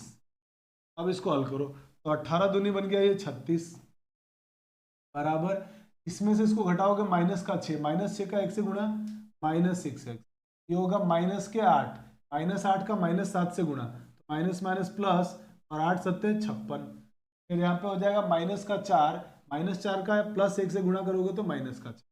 अब जरा इनको सॉल्व करो, तो माइनस का 4 और प्लस के 56 को सॉल्व करोगे तो प्लस का 52, और वो प्लस का 52 आएगा इधर तो माइनस का हो जाएगा। तो मतलब ये हो जाएगा हमारे पास 36 माइनस 52 बराबर माइनस का 6x। तो यहाँ से हो जाएगा माइनस 6x बराबर 36 में से 52 घटा दो, तो 36 में से 52 घटाओगे तो आप बोलोगे सर माइनस का 16 बचेगा शायद, आई थिंक। देख लेना भाई कैलकुलेशन पार्ट, माइनस का 16 ही बचना चाहिए, बिल्कुल माइनस का 16 ही बचेगा। तो माइनस का 16, पहले तो माइनस माइनस काट दो, फिर 6 का भाग दे दो, 6 का भाग दोगे तो x का मान आएगा 2 से कटेंगे दोनों, ये आ जाएगा 8/3। यही इस सम का आंसर। कैलकुलेशन देख लेना, कहीं अगर मिसप्रिंट हो, कहीं मिस्टेक हो जाए तो आप उसको सुधार लीजिएगा, हो सकता है कहीं कैलकुलेशन मिस्टेक मुझसे हो जाए, है ना। चलिए आगे बढ़ते हैं, वैसे तो कोशिश होगी बिल्कुल ना हो। आगे चलते हैं क्वेश्चन नंबर 11। क्वेश्चन नंबर 11 को देखिए, ये राजस्थान बोर्ड सप्लीमेंट्री एग्जाम 2016 का क्वेश्चन। क्वेश्चन में कह रहा है इसका मान 1 है तो x का मान बताओ। बहुत आसान है, सिंपल है, सॉल्व कर लो डायरेक्ट। क्या करेंगे आप, सॉल्व करेंगे, इसका इससे मल्टीप्लाई 2x माइनस इसका इससे गुणा 5 बराबर 1। अभी हो गया 2x बराबर माइनस 5 उधर चला गया तो 6 बन गया, तो यहाँ से x का मान कितना आ जाएगा, तो आप कहोगे सर 3। बेहद आसान है, ये आ गया x की वैल्यू। अगले क्वेश्चन को देखो, क्वेश्चन नंबर 12 कह रहा है इसका मान बताओ। ये क्वेश्चन भी राजस्थान बोर्ड सप्लीमेंट्री एग्जाम 2016 का ही है। दोनों question Rajasthan board supplementary exam 2016 solve करना है। क्या करेंगे आप, क्रॉस मल्टीप्लाई, इसका इससे और इसका इससे, इसका इससे करेंगे तो sec स्क्वायर थीटा माइनस इससे करेंगे मल्टीप्लाई तो tan स्क्वायर थीटा, और sec square theta minus tan square theta दुनिया में सब जानते हैं A1 होता है ना। ये हम 9th 10th क्लास से पढ़ते आ रहे हैं, ट्रिग्नोमेट्री की सर्व समीकरण। sec square theta minus tan square theta 1, ये आ गया 1। चलिए बढ़ते हैं क्वेश्चन नंबर 13 की तरफ। क्वेश्चन नंबर 13 के बाद अब आ गया लघुत्रात्मक प्रश्न, कि लघुत्रात्मक प्रश्नों को कैसे हल किया जाए। अब बढ़ते हैं दोस्तों हम लोग लघुत्रात्मक क्वेश्चन को सॉल्व करने। एक क्वेश्चन लघुत्रात्मक आएगा, इसको भी सॉल्व कर लेते हैं। क्या है क्वेश्चन, तो क्वेश्चन में लिखा हुआ है यदि ए बराबर इतना है, बी बराबर इतना है, तो सत्यापित कीजिए कि ए बी इनवर्स का मान इतना होगा। ये आपको प्रूफ करना है। और question Rajasthan board sample question paper Rajasthan board 2024 का इस साल के सैंपल पेपर में क्वेश्चन दिया हुआ है। तो सॉल्व करेंगे। सबसे पहले हम क्या करेंगे, एलएचएस लेंगे। उसके लिए मुझे ए बी लाना पड़ेगा, फिर उसका इनवर्स। तो पहले ए इंटू बी कर रहा हूं मैं, है ना। आइए एक एक चीजों को बहुत ध्यान से समझते चले। पहले ए बी निकाल रहे हैं। ए बी निकालने का मतलब ए और बी मैट्रिक्स का मल्टीप्लाई। ए मैट्रिक्स दिया हुआ है 2 3 1 -4। फिर आगे बी मैट्रिक्स दिया हुआ है 1 -2 -1 3। अब इसको सॉल्व कर लेते हैं। मैट्रिक्स का गुणा आपको मालूम है रो का कॉलम से होता है। इसका first row first column, first row second column, फिर second row second first column, second row second column, ऐसे मल्टीप्लाई होगा। तो करो गुणा इसका, 2 एकम 2, 3 का -1 से -3। फिर इसका मल्टीप्लाई इससे होगा, 2 दूनी 4, माइनस का 4, और 3 का 3 से प्लस का 9। फिर इस रो का इस कॉलम से 1 का 1 से गुणा 1, -4 का -1 से गुणा +4। फिर इसी तरह से इस रो का इस कॉलम से 1 का -2 से गुणा -2, -4 का -3 से गुणा -12। अब इसको जरा सॉल्व करो। सॉल्व करोगे तो क्या बन जाएगा, ये माइनस का 1, ये होगा माइनस का प्लस का 5, ये होगा 5, और ये आ गया आपके पास माइनस के, ये आ गया आपके पास ए बी। अब ए बी का इनवर्स निकालना है आपको। तो ए बी का इनवर्स निकालने के लिए आपको ए बी का एडजॉइंट निकालना पड़ेगा और सारणिक मान। तो पहले मैं क्या कर रहा हूँ, अब मैं ए बी का सारणिक मान निकाल, ए बी का सारणिक। देखिए ए बी का सारणिक क्या होगा। ए बी का सारणिक जब आप निकालेंगे तो इस मैट्रिक्स का सारणिक मान -1 5 5 और माइनस। जरा सॉल्व करो इसको। तो इसका इससे गुणा करोगे तो कितना आएगा, आप कहोगे सर 14 आ गया, -25। 14 -25 कितना हो जाएगा, -13, नहीं -11, सॉरी, -11 हो जाएंगे। यहाँ तक तो कोई दिक्कत नहीं है, आई थिंक यही आएगा, बिल्कुल ठीक है। तो सारणिक मान आ गया। अब इसका निकाल लेते हैं adjoint, A B adjoint, adjoint of A. तो ए बी का एडजॉइंट कैसे निकालोगे, तो आप कहोगे इन दोनों को आपस में चेंज कर दो। इन दोनों को आपस में चेंज करेंगे तो हो जाएगा -14 -1। फिर इन दोनों का साइन चेंज कर दो, -5 और -5, ये आ गया हमारे।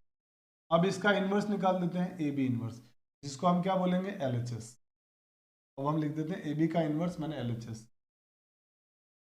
एलएचएस बराबर ए बी का होल इनवर्स, और ए बी का होल इनवर्स होगा adjoint of A B upon determinant of A B. अब ये वैल्यू भर दिया हमने, तो वो है -11, तो ये हो जाएगा -1/11, और एडजॉइंट हमारा आया है -14 -5 -5 आप चाहो तो सब में से माइनस कॉमन ले लो, तो ये प्लस का हो जाएगा। सब में से माइनस कॉमन ले लिया तो 14 प्लस का हो गया, 5 हो गया प्लस का, 5 प्लस का, और ये प्लस का ही। यहाँ तक कोई दिक्कत नहीं। ये तो हो गया एलएचएस समीकरण नंबर 1। अब निकालेंगे आरएचएस। आरएचएस की तरफ बढ़ने से पहले आपको बी इनवर्स और ए इनवर्स चाहिए, तो मैं अब लिख रहा हूँ बी इनवर्स। अब मैं थोड़ा सा डायरेक्ट काम कर देता हूँ। बी इनवर्स कैसे निकालेंगे, बी का सारणिक और उसके एडजॉइंट चाहिए, तो उसका एडजॉइंट तो इसका सारणिक मान तो कितना आएगा, तो आप कहोगे सर 3 एकम 3, और ये माइनस का 2, 3 - 2 1, 1/1, ये हो गया सारणिक मान। अब इसका एडजॉइंट लिखेंगे आप, एडजॉइंट कितना होगा बी का, इन दोनों को आपस में चेंज किया तो यहाँ पे 3 आ गया, यहाँ पर 1 आ गया, और इनके साइन चेंज कर दो, इनके साइन चेंज, तो ये दोनों प्लस के हो जाएंगे 1। सिंपल काम हो गया, ये आ गया बी इनवर्स। अब निकालते हैं ए इनवर्स। अब देखिए ए इनवर्स क्या होगा।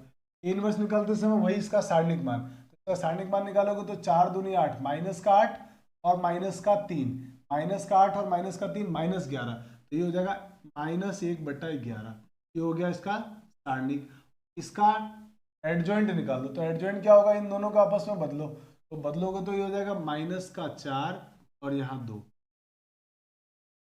और इसके चिन्ह बदल देंगे। चिन्ह बदलेंगे तो -1 और -, यहां तक कोई दिक्कत नहीं है। अब इनका गुणा कर दो, और अब आरएचएस आप निकालो। तो अब आपका आरएचएस क्या होगा, देखिए आरएचएस हो जाएगा यहाँ से, तो आरएचएस में लाना है B inverse into A inverse का multiply. B inverse A inverse करो। बी हमारे पास क्या दिया हुआ है, पहले कहेंगे 3 2 1 और इनटू में ए क्या दिया हुआ है 1/11 माइनस का, और सारणिक में दिया -4 -3 -1 और 2। अब इनका गुणा करेंगे तो -1/11 तो अंदर, और इस सारणी का गुणा, इसका इससे गुणा, -12 और -2, आप कहेंगे -14 आ गया, ये आ गया। इस रो का अब इस कॉलम से मल्टीप्लाई, तो -9 और +2, -9 और +4 सॉरी, तो -5, तो ये हो गया -5। इसके बाद इस रो का इस कॉलम से मल्टीप्लाई, -4 -1 -5 हो गया। इस रो का इस कॉलम से मल्टीप्लाई, -3 और +2, -3 +2 -1। अब आप इसमें से माइनस कॉमन ले लेंगे, ये कट जाएगा, ये बनेगा 1/11 इंटू 14 5 5, ये आ गया समीकरण नंबर 2। और समीकरण 1 और 2 से आप देख पा रहे हैं LHS RHS दोनों की वैल्यू सेम है। यहाँ लिख देंगे हम लोग,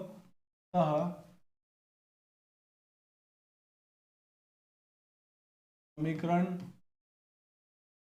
1 व 2 से ये बात सत्यापित हो गई कि AB का होल इनवर्स बराबर होता है B इनवर्स इंटू ए। एकदम बात क्लियर हो गई, यहाँ सर बात समझ में आ गई। तो इस प्रकार से आपको बोर्ड में क्वेश्चंस को सॉल्व करने पड़ेंगे, तब जाके आपको पूरे 2 में से 2 मार्क्स मिलेंगे। ठीक है, चलिए बढ़ते हैं आगे अगले क्वेश्चन की तरफ। अगले क्वेश्चन में आपको क्वेश्चन वाला कह रहा है कि सत्यापित कीजिए कि a इंटू एडजॉइंट ए या एडजॉइंट ए इंटू ए बराबर सारणी के इंटू आई होता है, जिसमें a का मान ये दिया हुआ है। तो हम क्या करेंगे, हमको किस किस चीजों की जरूरत पड़ेगी, a तो दिया ही है, एक तो सारणी की जरूरत है और एक एडजॉइंट ए की। तो ये मान हम पहले निकाल लेते हैं, सारणी की और एडजॉइंट ए। तो आइए सारणी की और एडजॉइंट ए निकालते हैं। पहले सॉल्यूशन की तरफ बढ़ते हैं, पहले निकालते हैं सारणिक ए का मान। बताइए सारणिक ए का मान क्या होगा, तो आप कहेंगे सारणिक 2 3 -4 -6, इसका सारणिक मान निकालो। इसका सारणिक मान हो जाएगा, इसका इससे गुणा -12 माइनस इससे गुणा -12 और ये हो गया -12। तो लफड़ा है क्वेश्चन में भैया, चलो देखते हैं जो भी आएगा। -12 आ गया, तो ये हो गया -12 माइनस माइनस +12 का मतलब इसके सारणिक का मान आ गया 0, सारणिक ए का मान आ गया 0। अब यहाँ तक तो बात हो गई। अब एडजॉइंट ए निकालो इसका, एडजॉइंट ऑफ ए 2 क्रॉस 2 की मैट्रिक्स का एडजॉइंट कैसे निकालते हैं, इन दोनों को आपस में बदलते हैं, इनके साइन बदल देते हैं। इन दोनों को जब आपस में चेंज करोगे तो ये बन जाएगा -6, यहाँ पे 2 और इनके साइन बदल दो तो +4 हो जाएगा और -3, एडजॉइंट आ गया। अब आप क्या करो, एक एक करके सारे काम करो, ये निकालो ये निकालो और ये निकालो। तो पहले मैं क्या निकाल रहा हूँ, ए इंटू एडजॉइंट है, ए इंटू एडजॉइंट ए निकाल रहे हैं। ए कितना दिया हुआ है, आपके सामने लिखा हुआ है स्क्रीन पर 2 3 -4 -6 और एडजॉइंट दिया हुआ -6 -3 4 2। इनका मल्टीप्लाई कर लो।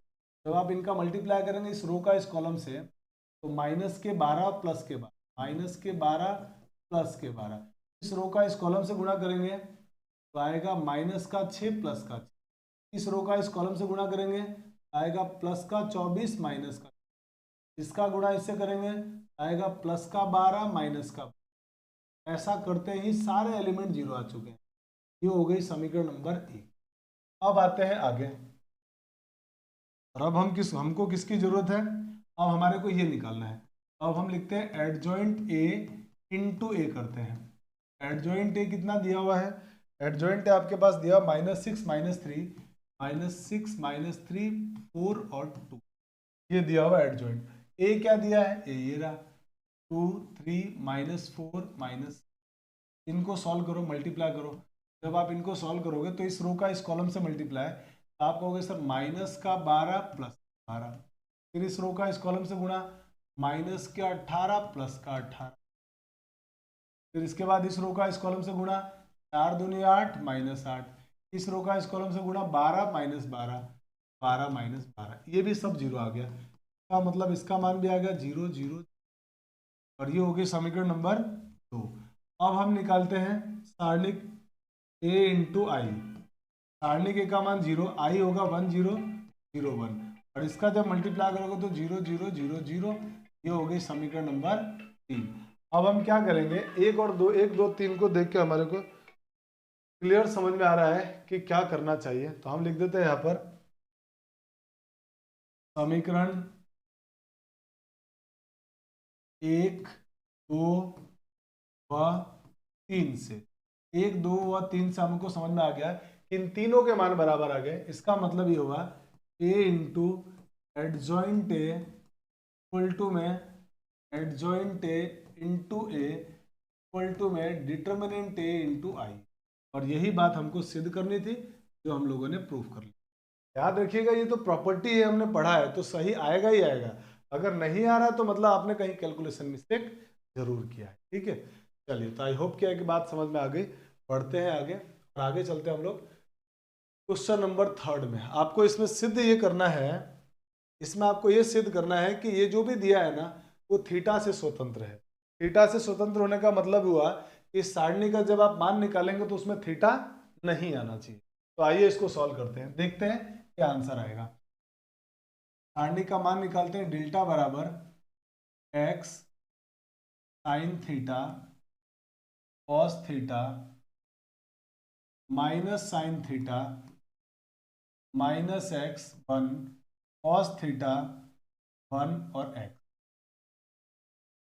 अब आइए इसको सॉल्व करते हैं। तो इस सारणी को हम फर्स्ट रो से ओपन कर देते हैं।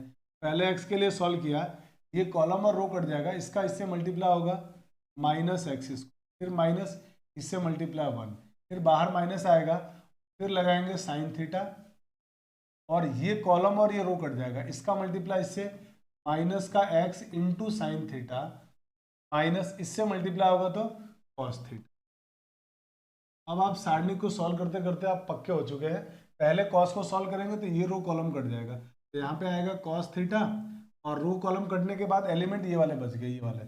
अब इसको सॉल्व करेंगे तो इसका इससे multiply minus sine theta minus इसका इससे मल्टीप्लाई करोगे माइनस का एक्स कॉस थीटा, तो माइनस का एक्स कॉस थीटा इसको बना देगा प्लस एक्स कॉस थीटा।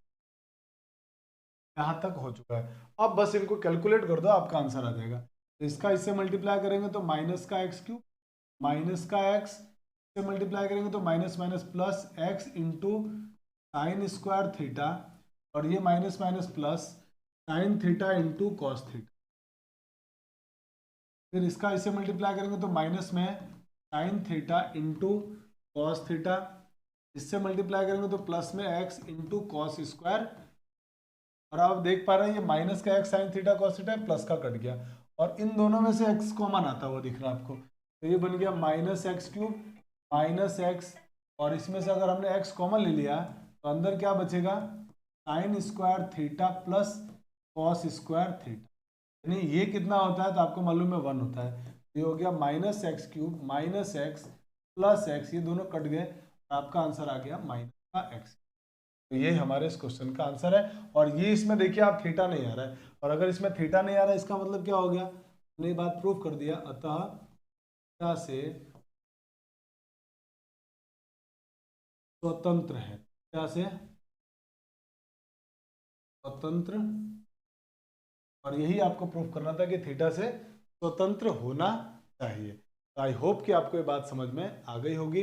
तो दोस्तों हम लोग आज की क्लास में इतना ही पढ़ने वाले हैं, और मुझे लगता है कि मैंने आपको पूरा कंप्लीट जो डिटर्मिनेंट है पूरा कंप्लीट करा दिया है। इससे बाहर क्वेश्चन आने के कोई चांसेस बनते नहीं है। इसलिए आप पूरी वीडियो को जहाँ तक आपने देखा आप अपने बहुत सारे फ्रेंड सर्कल में भी भेजिए, ताकि बहुत सारे लोगों का फायदा हो सके।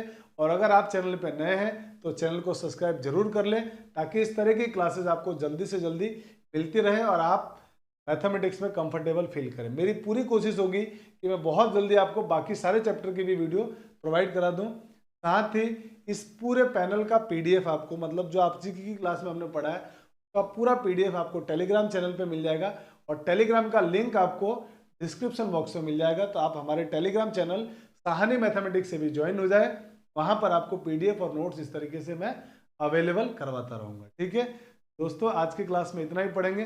Thanks for watching. जय हिंद।